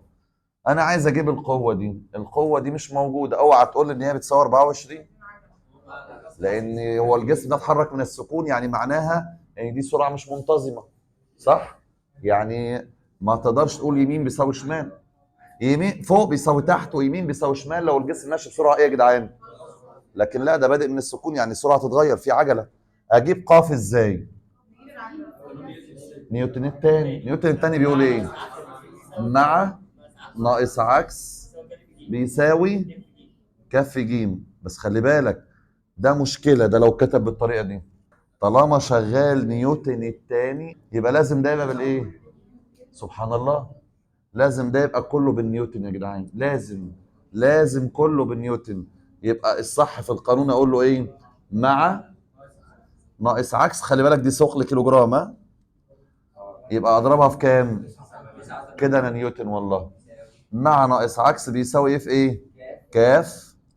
كام يا دي؟ في جيم. كده انا عايز جيم صح؟ عشان اطلع دول بره بعكس الايه؟ اطلع دول بعكس الاشاره. يبقى انا كده جبت قافيه واروح ارص دول على فكره دلوقتي ورا بعض رص كده. كده اصبح السؤال ان انا عايز بس ايه يا جدعان؟ جيم. اجيب جيم ازاي؟ فين جيم؟ يتحرك يعني في خط مستقيم افقي بعجله كام؟ ماشي، العجله بتساوي 49 سنتي. لا يا عم، شغال بالنيوتن وعايز متر وعايز وحدات كبيره، فانا هقسم على كام؟ هقسم على 100 تبقى 49 من 100 صح؟ متر كل ثانيه. خلاص يبقى دي 49 من 100. حلو. طلع دول بره بعكس الايه؟ يلا قول لي ق بتساوي كام كده؟ حد يجمع دي زائد دي. 500. في صفر زياده. ماشي ماشي. زي ما احنا كده عندنا صفر زياده اهو شلناه. عندنا صفر زياده شلناه. يلا كده احسب لي حسبتك كده، يلا تاني يلا. شوف لي كده الحسبه دي زائد دي على الاله، مالكش دعوه بالكتاب. طالعه كام؟ بس 480.2 ده نيوتن صح؟ عايزين نحوله بقى لثقل كيلو جرام، نقسم على كام؟ طلع 49 بس. براءة. حلو كده زي الفل. ما كانش ينفع اشتغل نيوتن التاني الا بنيوتن. يعني لازم ما تبقاش دي بالثقل كيلو جرام، تبقى بالنيوتن. تتضرب في 9 و8 تبقى بالنيوتن، لازم يا جدعان. المهم جبنا قاف. برضه انا لحد دلوقتي ما استخدمتش دول، مش عارف دول قصتهم ايه. يلا عايزين الشغل بواسطة القوة. القوة قاف. مش الشغل بيساوي القوة في الإزاحة؟ القوة قاف أنا عرفت إن هي بكام؟ طب والإزاحة؟ يبقى هي دي بقى اللي هستخدم لها معادلات الإيه؟ فهمت القصة يا ريس؟ بس. يبقى أنا كان في السؤال ده يا جدعان قبل ما نكمل ونجيب، لأن الشغل دلوقتي هيجي بسهولة يعني. قبل ما نكمل بس حل. كان إيه اللي ناقص في المسألة دي وأنا جبته؟ القوة جبتها من نيوتن الإيه؟ اللي هو مع ناقص عكس جسم بيتحرك، ودي قوة ودي مقاومة، فنقول له مع ناقص عكس بيساوي كف ج. مع ناقص عكس بيساوي مع يبقى ق ناقص عكس اللي هي المقاومة، بس خليها بالنيوتن عشان انت ده قانون نيوتن. يساوي كف ج. الكاف 500 في الجيم الراجل مديها لنا بالسنتي، قسمناها على 100 عشان تبقى بالمتر. طلعنا دول بعكس الإشارة بقى معانا القاف. عايز اجيب شغل بقى، الشغل بيساوي قوة في ايه؟ في ازاحة. لقيت نفسي ما معيش ازاحة، رحت ماسك شوية الحاجات دول. هو قال لي بدأ من السكون و20 ثانية ومعانا عجلة. كل دي حاجات خاصة بمعادلات الايه؟ الحركة، فاجيب منها ازاحة عادي. الازاحة بتساوي ايه يا شباب؟ عين صفر نون زائد نص. يبقى الازاحة بتساوي عين صفر بكام؟ زائد نص في العجلة بكام؟ 49 من 100 في الزمن تربيع. الزمن 20 تربيع بكام؟ يلا نص اضرب دول طلع كام؟ بس يا ريس. تعالى بقى يلا اسمع منك اجابات سريعه. اول اللي جاي سؤال رقم 1. عايز الشغل المبذول من القوه. خلي بالك الجسم هيبقى ماشي كده، يعني القوه في اتجاه الازاحه. ها يبقى الشغل بيساوي ايه؟ ها يا جدعان؟ القوه في الازاحه دي على طول. القوه في الازاحه.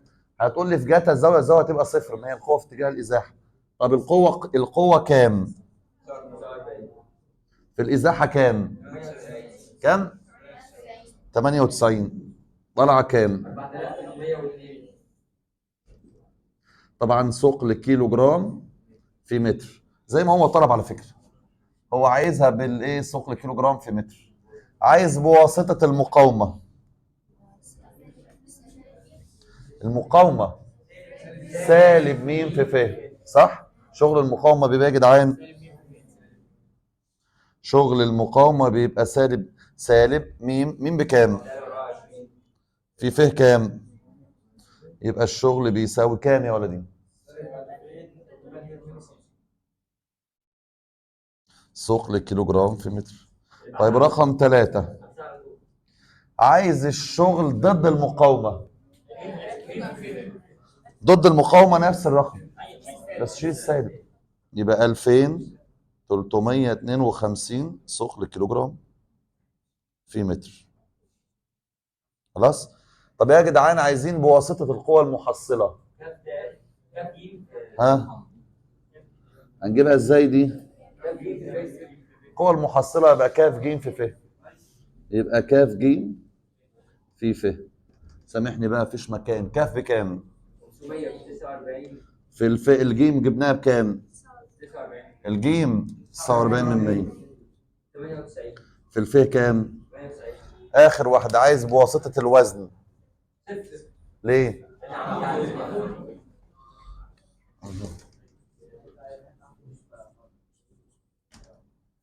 رقم 5 دي صفر بس. صعبة؟ خش على اللي بعده يلا. اوجد الشغل المبذول من قوة الوزن عند ارتفاع جسم كتلته ارتفاع جسم كتلته 5 طن رأسيا لأعلى لمسافة 4 متر. عايز الشغل المبذول من الوزن. هو الوزن هو ايه يا جدعان؟ كاف د، والإزاحة هي ف، صح؟ طب يبقى كاف د في ف ولا سالب كاف د في ف؟ ليه طيب؟ الوزن بيؤثر فين؟ والراجل ده الإزاحة بتاعته كانت ايه؟ يبقوا الاثنين ضد بعض. ضد بعض يبقى بالموجب ولا بالسالب؟ بس خلاص. بدل ما اقول قوه في ازاحه في جهه الزاويه ما بينهم اللي هي 180 وتطلع عكس بعض يبقوا سالب. بس يبقى اروح اقول له الشغل اللي مبذول، انت بتقول الشغل مبذول من الوزن، الوزن اسمه كاف د على طول. في الازاحه في. طب انا دلوقتي ارتفاع جسم، يعني الجسم كان طالع لفوق، الوزن بيبقى فين يا جدعان؟ لتحت. يبقى دول نفس الاتجاه ولا عكس بعض؟ يبقى احط انا ايه؟ بس يبقى سالب. يبقى الشغل بتاعي بيساوي سالب الكتله كام؟ 5000 كيلو، صح؟ طن ايه؟ احنا بنتعامل بالطن خالص. حول من طن الكيلو على طول. 5000 كيلو في ده كام؟ في الازاحه كام؟ بس وطلع الناتج ويطلع كده جول، لاني ده عادي، ده بالكيلو جرام، ده بالمتر، ده بالمتر، فيطلع بالجول عادي. سالب 196,000. ماشي. خش على اللي بعده. حد يعرف يجيبها دي؟ فيها حاجات جديده بالصراحه بالنسبه لك يعني. بيقول لك اوجد الشغل المبذول لرفع 3 متر مكعب ميه مسافه 5 متر راسيا لاعلى. هي نفس اللي فوق على فكره، بس يعني في معلومه كده مش اي حد يعرفها. لا يا باشا، ما هو الكثافه بتساوي الكتله على الحجم. ماشي، وفي كام الكثافه؟ احنا مش بتوع فيزياء، احنا بتوع رياضه. هتحفظ معايا الجمله اللي جايه دي. ده بتكلم بجد والله. اسال بتاع الفيزياء بقى جت منين، انا ماليش دعوه. ان الواحد متر مكعب ميه بيساوي 1 كيلو. انت عارفه يعني ايه متر مكعب ميه؟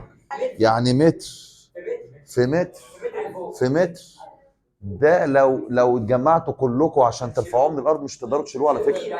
كيلو. متر في متر في متر، دي حفره كبيره كده اهو على فكره. يعني الميه اللي فيها ولا انت ولا مين يقدر يشيلها. طيب. لان دي بتساوي 1000 كيلو جرام. المتر المكعب ميه بطن. بتوع الصب عارفين الكلام ده، بتوع الخرسانه والصب عارفين الكلام ده. متر مكعب ميه بايه؟ بطن. متر مكعب اللي هو متر في متر في متر. طن على طول. بطن، وزنه طن. بطن. المتر مكعب ميه بطن. فطيب دول يا جدعان 3 متر مكعب ميه. 3 طن. بس اهو المتر المكعب ميه بيساوي طن. متر مكعب ميه بيساوي ايه؟ ولا هي دعوه بكثافه ولا قصتنا ولا موضوعنا. احنا عارفين النتيجه النهائيه على طول كرياضه ان متر مكعب الميه بطن اللي هو 1000 كيلو. يعني طب دول 3 متر مكعب 3 طن 3000 كيلو. المهم عايزين الشغل المبذول لرفع 3 متر مكعب من الميه مسافه 5 متر راسيا لاعلى. سالب كاف د في ف. هو هيمشي مسافه كام؟ ده الكلام ده محترم قوي. يلا قول تاني كده، هتقول ايه؟ كاف د في ف. قال لك الشغل المبذول لرفع حاجه هو شغل ضد الوزن، صح ولا لا؟ الشغل المبذول عشان ارفع حاجه من الارض ده شغل انا بعمله ايه؟ مع الوزن ولا ضد الوزن؟ لما الحاجه تطلع لفوق الوزن بيبقى شغله ايه؟ سالب، صح ولا لا؟ يبقى انا الشغل اللي اعمله بالايه؟ بالموجب. يبقى لما يقول لو حصل وقال كلمة رفع حاجة من الأرض، هيبقى شغلها هو شغل الوزن، بس إيه؟ بالموجب.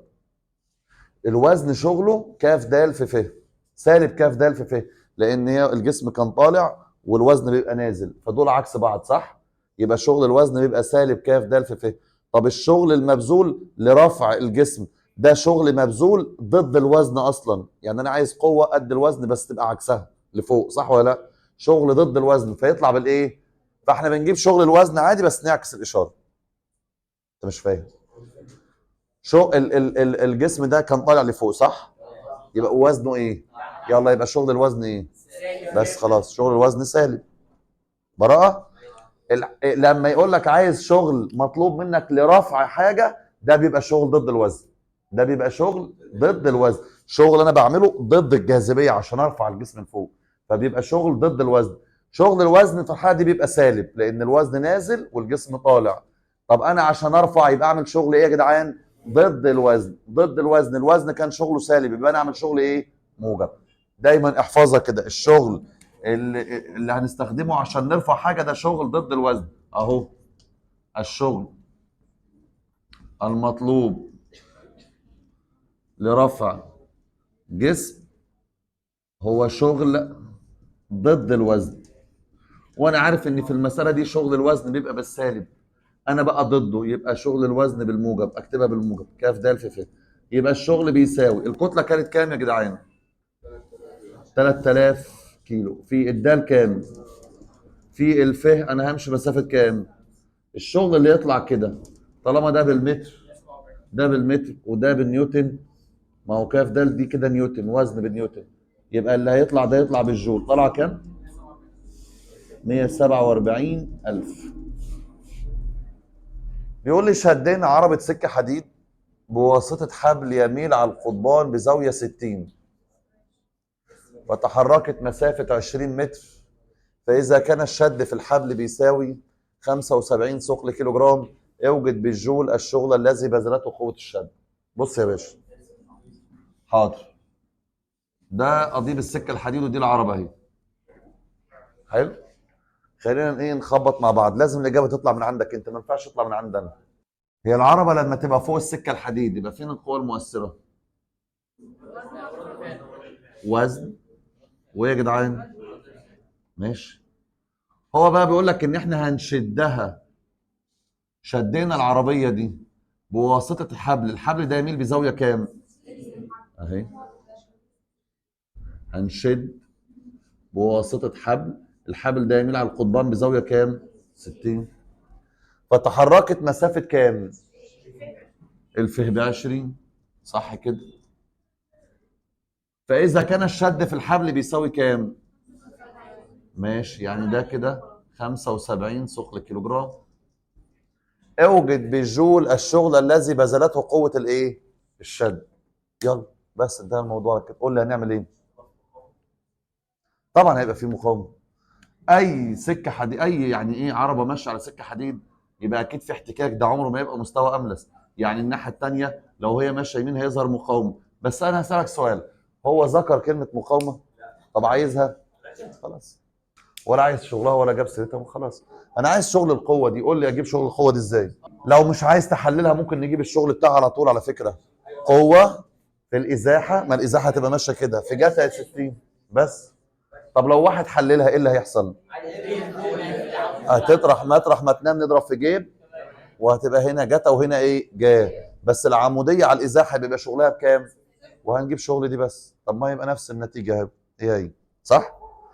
تعالى من غير ما نحلل من غير ما نعمل، يلا قول لي الشغل بيساوي القوة في الإزاحة في جتا الزاوية، صح كده يا جدعان؟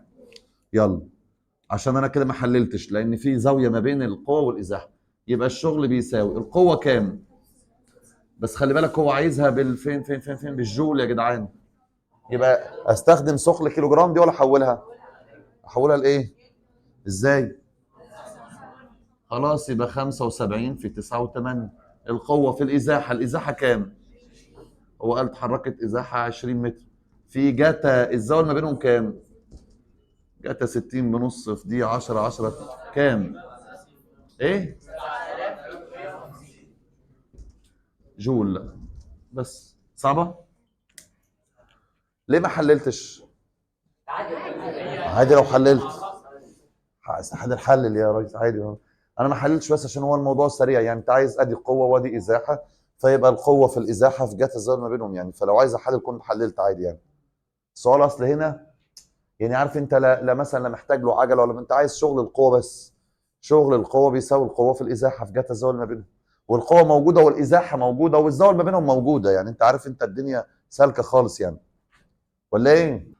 اوجد مقدار الشغل بوحده ثقل كيلو جرام في متر الذي تبذله قوه في تحريك جسم كتلته 15 مسافه 12 متر في اتجاه بعجله كذا. تعال نقرا السؤال كده واحده واحده.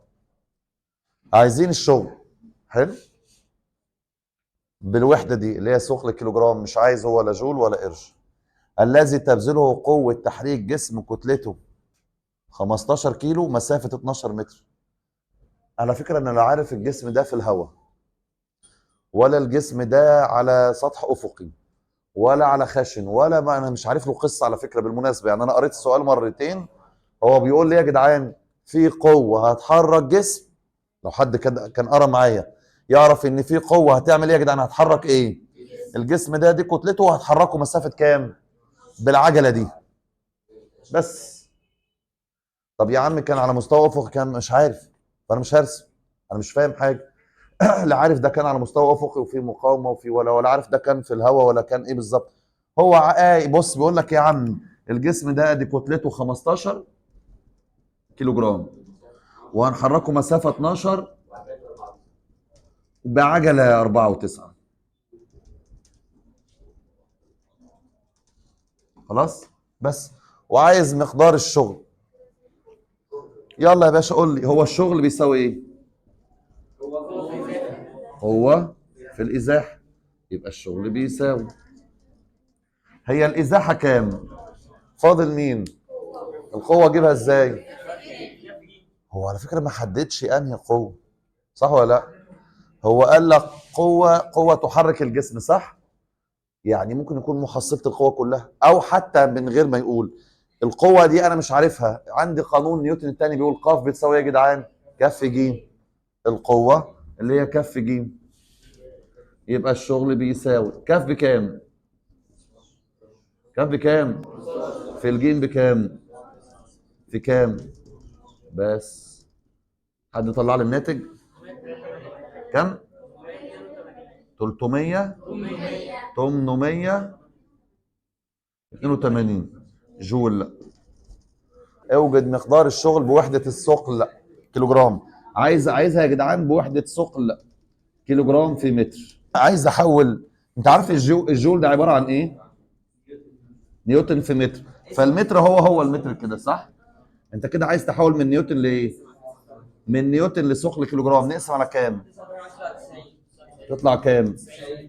90. تمام مظبوط. يتحرك جسم كتلته 280 جرام في خط مستقيم بالسرعة دي. ثانية واحدة طلع بيانات. جسم كتلته 280 جرام يتحرك بالسرعة دي، سرعة 40 سنتيمتر كل ثانية. أثرت عليه قوة مقاومة، في مقاومة بس ما اعرفهاش بكام. أوقفته يعني إيه يا جدعان؟ كده يبقى دي كانت ابتدائية صح ولا لا؟ أوقفته يبقى السرعة إن هي بصفر في مسافة متر واحد، يعني فيه بتساوي 1 متر. اوجد الشغل المبذول من قوة المقاومة خلال الفترة من بدء التأثير حتى يسكن الجسم. عايزين الشغل خلال الوصف اللي قاموا ده، يعني لما تبقى السرعة ابتدائية دي لحد ما يقف. عايزين الشغل خلال الفترة دي نجيبه ازاي؟ شغل بيساوي ايه؟ انا برضو على فكرة ما اعرفش بقول لك الجسم بيتحرك في خط مستقيم، لا قالش على مستوى افقي خشن ولا مايل ولا الكلام ده كله ما جابش سته خالص. وعايز هو مني شغل، الشغل بيساوي ايه؟ قوة في الازاحة. الشغل بيساوي القوة في الازاحة. الازاحة كام يا جدعان؟ هو عايزها بالايه؟ بالارج. الارج دي يعني القوة تبقى بالداين والازاحة تبقى بالايه؟ بالسنت. فانا ممكن اخد دي بالسنت تبقى كام؟ فاضل القوة. اجيب القوة ازاي بقى؟ يبقى الكتلة في العجلة، يبقى الشغل بيساوي الكتلة كام؟ في العجله بقى اجيبها منين؟ معدل تلات بس فهمت القصه؟ بس معادلات الحركه، انهي معادله حركه يا ولدي؟ ثانيه واحده. ده الراجل عايز الشغل المبذول من قوه الايه؟ المقاومه، مش من القوه المؤثره، من المقاومه. شغل المقاومه يبقى ايه يا جدعان؟ ده الكلام هيختلف 180 درجه. شغل المقاومه يبقى ايه؟ سالب م في ف. سالب م في ف يبقى سالب. المقاومه بكام؟ ما اعرفهاش. طب الف بكام؟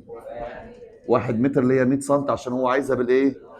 بالقرش. يلا كده قول لي هتجيب المقاومه ازاي؟ يعني ده جسم ماشي تحت، اثرت عليه قوه مقاومه اوقفته في مسافه متر واحد. اثرت عليه قوه مقاومه اوقفته في مسافه متر واحد. انا عايز اجيب المقاومه دي يا جدعان. اجيب المقاومه ازاي؟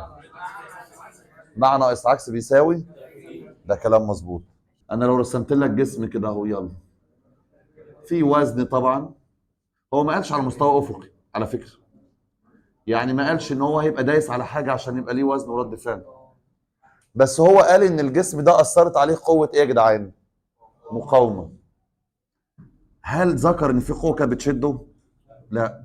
هو كل اللي قال ان في قوه ايه يا جدعان؟ مقاومه. والجسم كان ماشي، طبعا المقاومه تبقى عكس اتجاه الحركه. طب ما كده يبقى مع صفر، لان هو ما قالش ان في قوه. اقرا السؤال 3 4 مرات، بيقول لك اثرت عليه قوه ايه؟ مقاومه وقفته. بس مفيش غير المقاومه بس. مع يبقى صفر، ناقص عكس يبقى ناقص ميم، بيساوي كف ج. مع مفيش حاجه، صفر، ناقص عكس يبقى ناقص المقاومه بتساوي كف ج. يبقى سالب م بيساوي كف كام؟ في الجيم بكام؟ الجيم دي ناقصه، اجيب جيم ازاي؟ اروح اجيبها معدات الحركه اللي هي ازاي بقى؟ واحد عنده سرعه ابتدائيه ومعايا نهائيه ومعاه ازاحه، بس ما معهوش ايه؟ اللي ما معهوش زمن يشتغل انهي معادله؟ المعادله الثالثه اللي هي بتقول ايه؟ النهائيه تربيع بتساوي الابتدائيه تربيع زائد 2. النهائيه بكام؟ طب والابتدائيه بكام؟ 40 تربيع صح؟ زائد 2 في ج بكام؟ عايزينها. طب الف بكام؟ لا واحد ازاي بقى؟ ما انت استخدمت دي بالسنتي، يبقى دي خليها بالسنتي يبقى 100. طيب طلع دي بره بعكس الاشاره واقسم على ايه؟ 200. تطلع العجله بكام؟ سالب 8 سم لكل ثانيه تربيع. طيب دي العجله، يبقى هنا سالب 8 دي العجله. السالب يروح مع السالب، تطلع المقاومه بكام؟ 280 في 8 تطلع 2240. خلي بالك المقاومه كده انت جبتها بالداين، لان انت شغال وحدات صغيره صح؟ بس يبقى 2240 في 100 يبقى سالب 2240 وصفرين. كده انت جبتها بالايه؟ بالارج. ارج ايه؟ صعب يا جدعان الكلام ده؟ تاني بالله عليك، انت فاهم اللي حصل هنا؟ انت مش فاهم على فكره.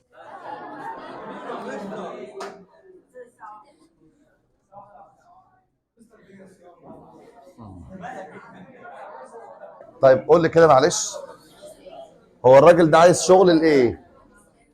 شغل ايه؟ الراجل ده عايز شغل ايه؟ شغل مين؟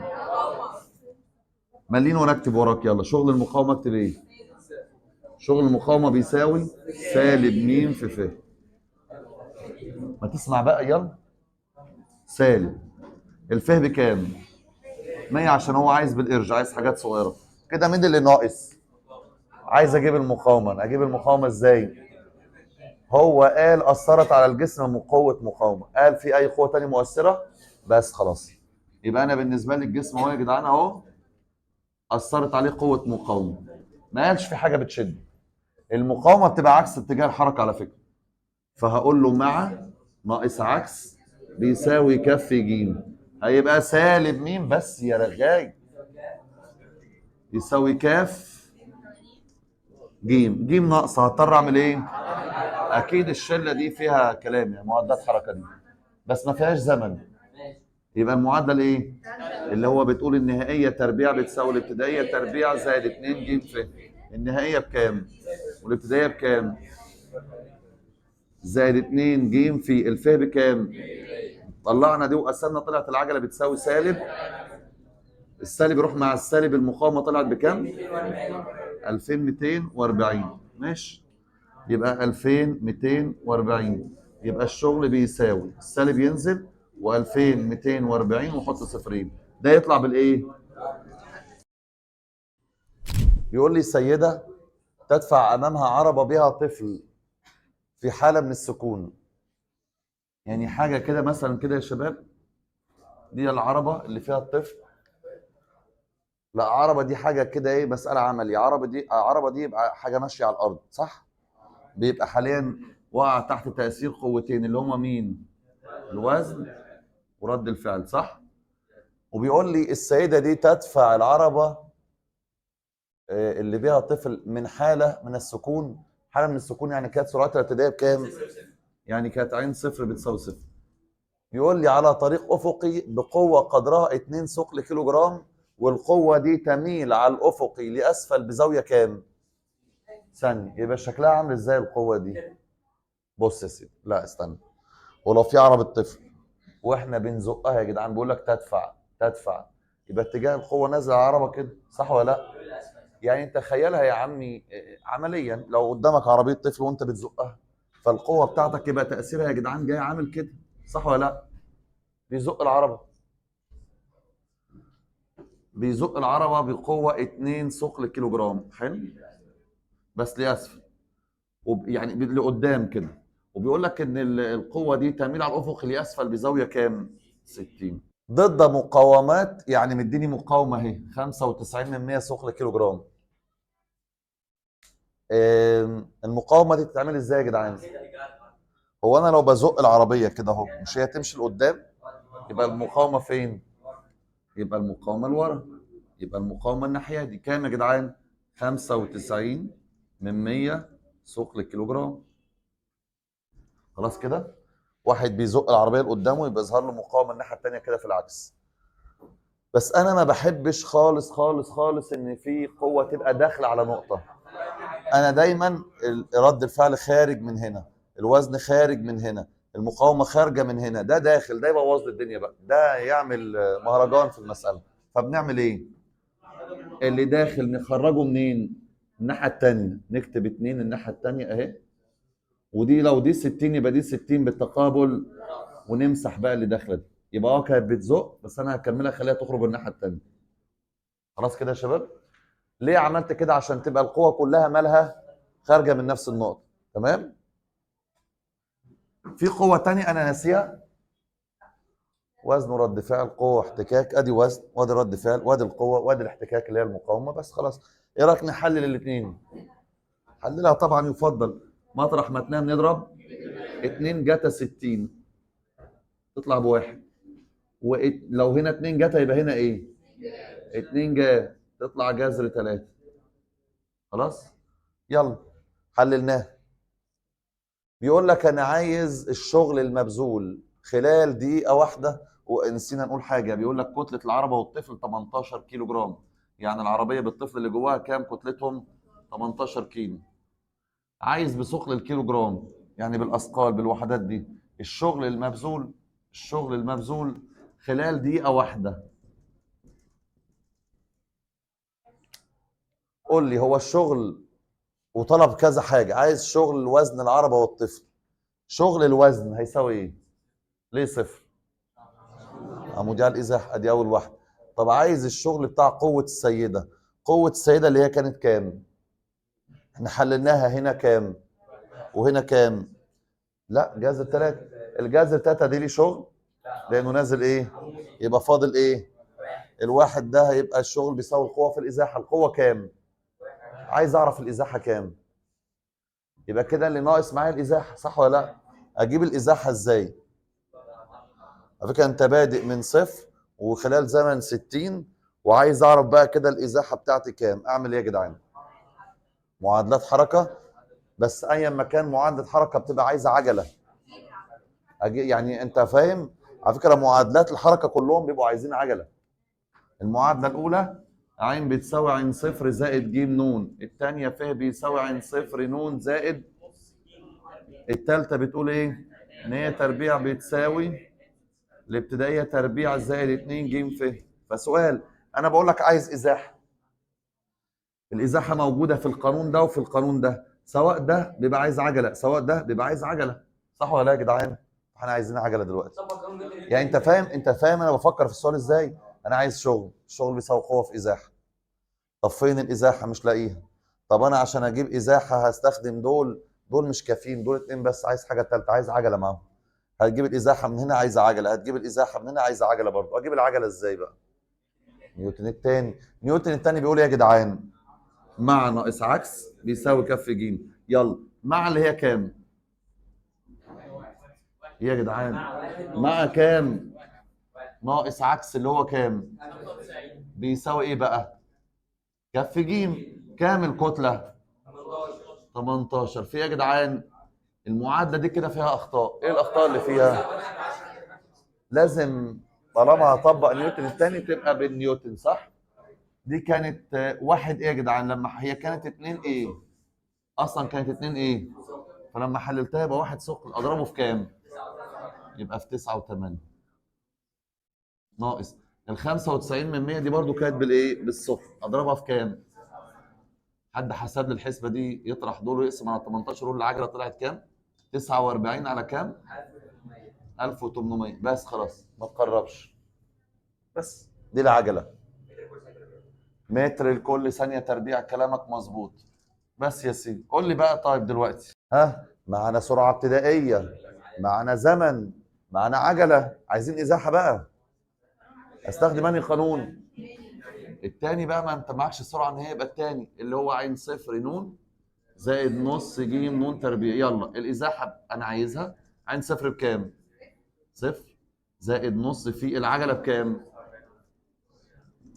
في الزمن تربيع. الزمن كام؟ 60 تربيع. حد حسب القصه دي؟ 49 متر. بس كده.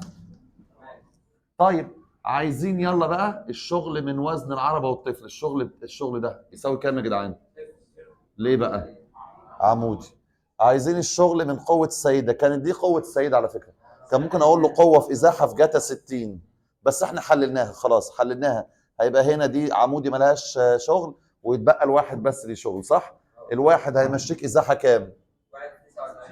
يبقى رقم 2 الشغل بيساوي قوه في ازاحه، يبقى 1 في 49 يبقى يدينا كام؟ بس ايه؟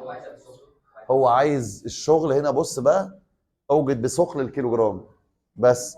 يعني عايز القوه بالثقل كيلوجرام في الازاحه، يبقى ثقل كيلوجرام في متر. يلا يا باشا. رقم 3 يلا. عايز من مقاومه الطريق. ها يا جدعان، شغل المقاومه بيبقى ايه؟ سالب م في ف. يبقى الشغل بيساوي سالب الميم كام؟ في الف كام؟ ويطلع الناتج. ها يلا اللي بعده رقم 4. رقم 4 عايز من القوى المحدثه للعجله. عايز شغل القوى. ركز. شغل القوى المحدثه للعجله. ايه القوى المحدثه للعجله دي؟ محصله. القوه اللي بتعمل عجله هي الايه؟ محصله. اللي هو مع ناقص عكس، او نقول ايه على طول؟ كف ج. صح ولا لا؟ بس والله. يبقى الشغل بيساوي قوى المحدثه للعجله، يعني القوى المحصله على فكره. القوى المحصله اللي هي ممكن واحد يقول لك كف ج في ف. كف بكام؟ 18. في العجله بكام؟ 49 على 1800. في ف بكام؟ 1 من 100 ثقل كيلو جرام في متر. طيب جسم كتلته 5 كيلو موضوع على مستوى ماء الاملة السامين على الافق بزاويه كام؟ يلا يا باشا اهو. جسم موضوع على مستوى ماء الاملة السامين على الافق بزاويه 30. اوجد بالجول الشغل الذي تبذله قوه الوزن عندما يتحرك الجسم مسافه 4 متر على خط اكبر ميل لاسفل. يلا هنا بيبقى في وزن اسمه ايه؟ في وزن اسمه ايه؟ بنحلله هنا ايه؟ كاف دال. وهنا ايه يا جدعان؟ بس خلاص. على فكره املس يعني مفيش مقاومه ولا احتكاك ولا حاجه. هل اللي هنا اللي هو كاف دال جت اهي دي، هل دي ليها شغل؟ لان بتبقى عموديه على الازاحه، صح؟ خلاص يبقى هو الشغل ده يبقى الشغل بيساوي القوة في الإزاحة. يلا يا جدعان، يبقى الشغل بيساوي كف بكام؟ كف بكام؟ في الدال في جا 30 في الإزاحة. هو قال هيتحرك مسافة كام؟ ونطلع الناتج 98 جول. لا، لأن دي بالمتر ودي بالمتر ودي بالكيلوجرام، كلها حاجات بتاعت نيوتن، يبقى نيوتن في متر. اوجد بالجول الشغل الذي تبذله قوة الوزن لرجل كتلته 60 عندما يصعد تلا ارتفاعه 25. التل بالنسبة لي اللي هو مستوى مائل، على فكرة يميل على الأفق.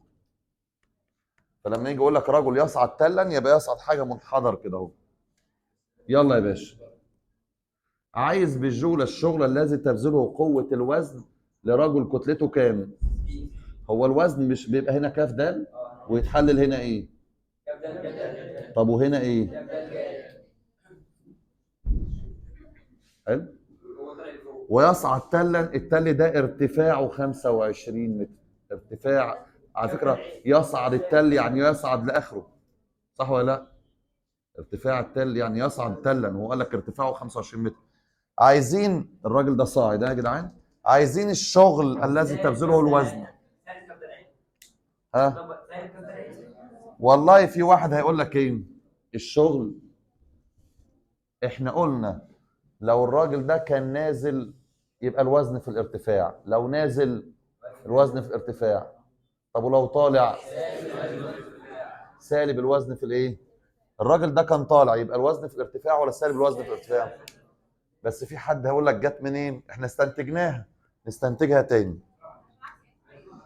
مش الشغل القوة في الإزاحة؟ بس طبعا هي عشان عكس الإزاحة أنا عملتها بالإيه؟ بالسالب. طب ما يبقى سالب كاف دال في، مش جا بتساوي المقابل على الوتر؟ المقابل كام؟ على الوتر فه في فه. ايه اللي هيحصل لفه وفه؟ يبقى كده سالب الوزن في الارتفاع، سالب الوزن في الايه؟ لو الراجل ده يا جدعان كان طالع وزن سالب وزن في ارتفاع، لو كان نازل وزن موجب وزن في الارتفاع. يبقى الكلام ده بيساوي سالب الكاف بكام؟ 60 في الارتفاع كام؟ 25. احسب الشغل الذي تبذله قوة الوزن عند صعود رجل كتلته 70 على طريق يميل على الأفق بزاوية 30 وطوله 150. بصوا يا جدعان، في راجل بيصعد على تل، هنا بيبقى فيه كاف دال، وهنا ايه يا شباب؟ كاف دال جتا، وهنا ايه؟ انا ليه بهمل العمودية دي؟ هو هيطلب شغلها بكام؟ بس عشان تبقى فاهم، يعني هو هيطلب وشغلها بيبقى بصفر. فمن الاخر يعني الراجل ده كتلته 70، ماشي، الكاف ب 70، ويصعد على طريق يميل على الافق بزاويه كام؟ والطريق ده طوله 150 متر، يعني هو فه بتساوي كام؟ 150 بس. والراجل بيقول لك صعود، يعني الراجل طالع. مين يقول لي الشغل؟ يقول لك الشغل الذي تبذله قوه الوزن. هنا الوزن مع الازاحه ولا ضد الازاحه؟ الوزن لتحت والراجل طالع لفوق، يبقى موجب ولا سالب؟ سالب. مع الوزن لتحت والراجل طالع، يبقى دول ضد بعض، صح؟ يبقى الشغل بيساوي ايه؟ سالب كاف دال جا ه في ف. بس خلاص، يبقى سالب الكاف بكام؟ الدال بكام؟ في جا اله بكام؟ في الفه بكام؟ وطلع الناتج وخلاص كده يطلع لك بالجول. اللي بعده، يلا اللي بعده. مستوى ماء الاملس يميل على الافق بزاويه جيبها كام؟ اهو مستوى ماء الاملس يميل بزاويه، الزاويه دي جيبها 1/49، يعني الجاب. قذف عليه جسم، اتحدف عليه جسم لفوق كده، يعني كان طالع لفوق. جسم كتلته كام؟ خلاص، في اتجاه خط اكبر ميل لاعلى بسرعه كام؟ دي السرعه اللي اتحدف بيها على فكره، يبقى دي سرعه ابتدائيه. احسب الشغل المبذول من الوزن حتى يسكن. يسكن يعني السرعه النهائيه بكام؟ صفر. الشغل المبذول من الوزن، يلا انا هكتب الشغل. انت عارف الوزن بيبقى ايه؟ كاف دال جا ه. طب وهنا كاف دال جت اهي ملهاش وزن خلاص. وبعدين ده مستوى مائل ايه؟ مفيش مقاومه ولا حاجه تانية. شكرا كده. يلا مين يقول لي الشغل بتاع الوزن بيساوي ايه؟ ليه سالب؟ الوزن لاسفل وهو كان حذف ايه؟ لاعلى، يبقى ضد بعض ولا ايه؟ طب يبقى ايه؟ سالب كاف دال جا ه في ف. يبقى الشغل بيساوي، طبق معايا، سالب الكتله كام؟ 2.5 في الدال بكام؟ في الجاه بكام؟ مين اللي غايب عنك؟ الفه مش موجوده. اجيب الفه ازاي؟ بص عشان الناس ما تتوهش، انت مين ناقص لك؟ الازاحه. الازاحه سواء استخدمت المعادله الثانيه او الثالثه لازم يكون معاك عجله، صح ولا لا؟ هي كده. فهنقول له كده، بص هنكتبها جنبيها اهو يا جماعه، المكان مش هيكفي. لو قلنا مثلا ف بيساوي عين صفر نون، ولا اقول لك انا مش معانا الابتدائيه ومعانا النهائيه وما معناش زمن، صح؟ يبقى المعادله الاخيره اللي هو النهائيه تربيع بتساوي الابتدائيه تربيع زائد 2. النهائيه بكام؟ طب الابتدائيه بكام؟ 3 تربيع زائد 2 ج في 2 في. انا عايز الف صح؟ يبقى لازم يكون معايا ج. تعرف ان احنا ج حافظينها هنا؟ قلناها المره اللي فاتت. الجسم اللي نازل على مستوى املس عجلته دال جاه. طب ولو طالع سالب دال، فاكرها دي؟ لا دي يا جدعان احنا لازم نقف عندها، معلش مهما كنا مستعجلين. الجسم اللي نازل على مستوى املس عجلته دال جاه. طب ولو طالع سالب دال جاه. طب اخونا ده كان نازل ولا طالع؟ كان حد حدفه لفوق، يبقى العجله بتاعته ايه؟ اهو العجله بتساوي سالب دال جاه. يعني سالب 9 و8 في الجا اللي هي كام؟ بس احسب الشله دي كده وطلع دي بره واحسب دول واقسم عليهم وهات لي الفه طلع كام؟ زي الفل.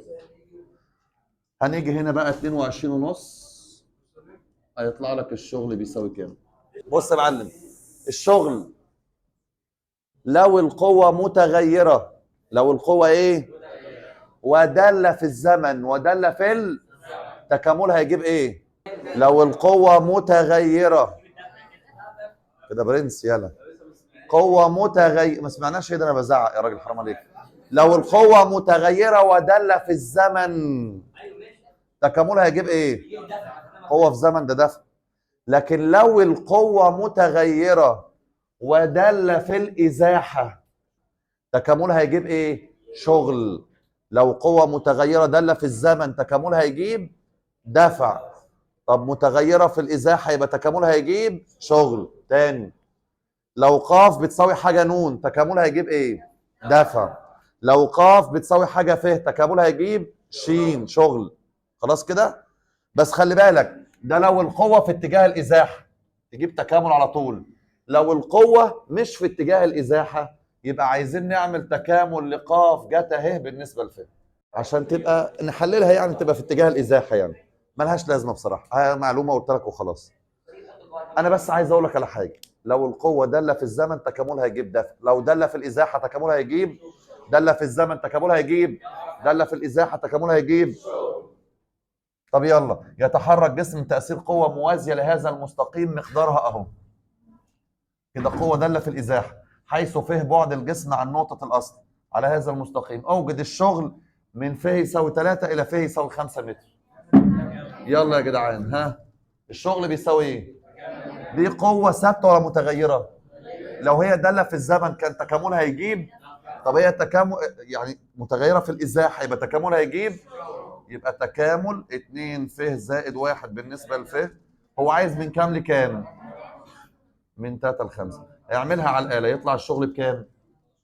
18. 18 ايه بقى؟ هو قال القوه بالايه؟ بس خلاص يبقى وحده شغل.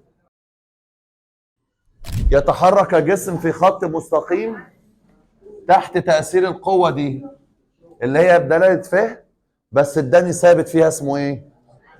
اكيد هيطلبه دلوقتي. فاذا كان الشغل المبذول من هذه القوه عند ف بيساوي 2 بيساوي كام؟ الشغل بيساوي 22. عند ف يساوي 2. عند ف بيساوي كام؟ اوجد مقدار الشغل اللازم من ف يساوي 2 الى ف يساوي 6. واحده واحده كده. انا عشان اجيب شغل، دي قوه ثابته ولا متغيره؟ يبقى الشغل بيساوي تكامل القوه. الشغل يساوي، بس انا عشان اجيب شغل لازم اعرف الالف دي بكام، صح؟ اجيبها ازاي؟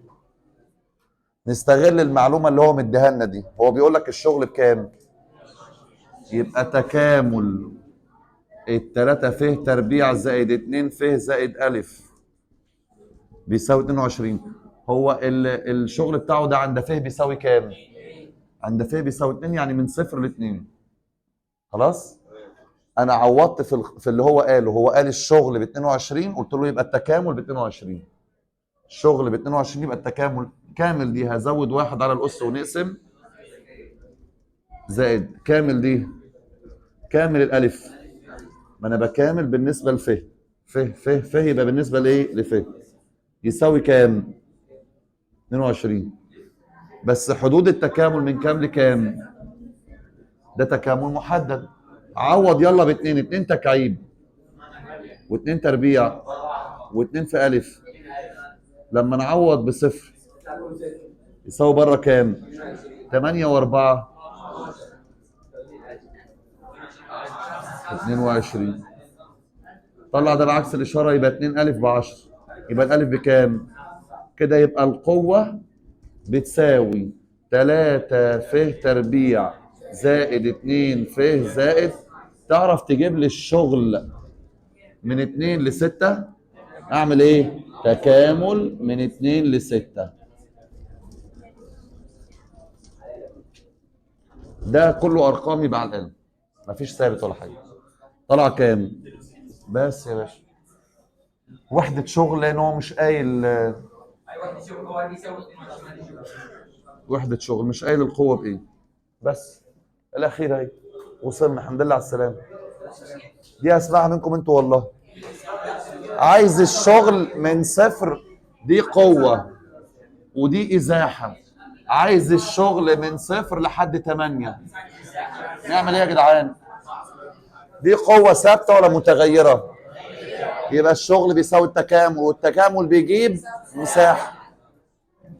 الشغل بيساوي تكامل القوة. يعني ايه؟ يعني المساحة، والتكامل بيجيب مساحة. فمن 0 ل8 ده شبه منحرف، مساحته بتساوي ايه؟ القاعدة الصغيرة من 2 ل 6 اللي هي كام؟ زائد القاعدة الكبيرة كام؟ على 2 في الارتفاع. الصغيرة زائد الكبيرة على 2 في الارتفاع. 4 و8 12 على 2 6 في 6 بكام؟ وحدة شغل. عايز الشغل من 8 ل 12. سالب. حد يعرف ليه سالب؟ الشغل كمية قياسية، في منها موجب في منها اللي بصفر. فهي لو اعلى تبقى موجبة، اسفل تبقى ايه؟ سالبة. خلي بالك من دي. الشغل كمية قياسية، في منها موجب في منها سالب. اعلى موجب اسفل سالب، يبقى سالب المساحه بتاعت المثلث نص في القاعده في الارتفاع. من 8 ل 12 القاعده كام؟ الارتفاع لحد كام؟ 6. نص الاربعه 2 في 6 ب 12 سالب. عايز الشغل من 0 لحد 12. يبقى اروح اقول له المساحه اللي فوق ناقص المساحه اللي تحت. المساحه اللي فوق طلعت كام؟ ناقص المساحه اللي تحت بكام؟ ده الشغل اللي بسالب 12، انما المساحه بكام؟ ب 12. او واحد يقول لك ايه؟ مجموع الشغلين. يبقى الشغل الاول زائد الشغل الثاني. استنى عشان اسال سؤال، اصبر. يبقى 36 زائد سالب 12 يساوي كام؟ اخر سؤال. فين الفتره اللي شغلها بصفر؟ من 6 الى 10. ليه؟ ده مساحته نص في 2 في 6، وده مساحته نص في 2 في كام؟ في 6. بس ده اعلى السينات بالايه، وده اسفل السينات بالايه، وهيبقوا يعني نفس المساحه، بس ده فوق موجب ده تحت سالب. لو اتضموا مع بعض. فهمت القصه؟ لا، اول ما اقول لك حاجه بصفر دور على الحته المشتركه دي على طول. شوف حاجه جزء وجزء يكون قده، بحيث تجمع الموجب مع السالب يدينا كام؟ صفر.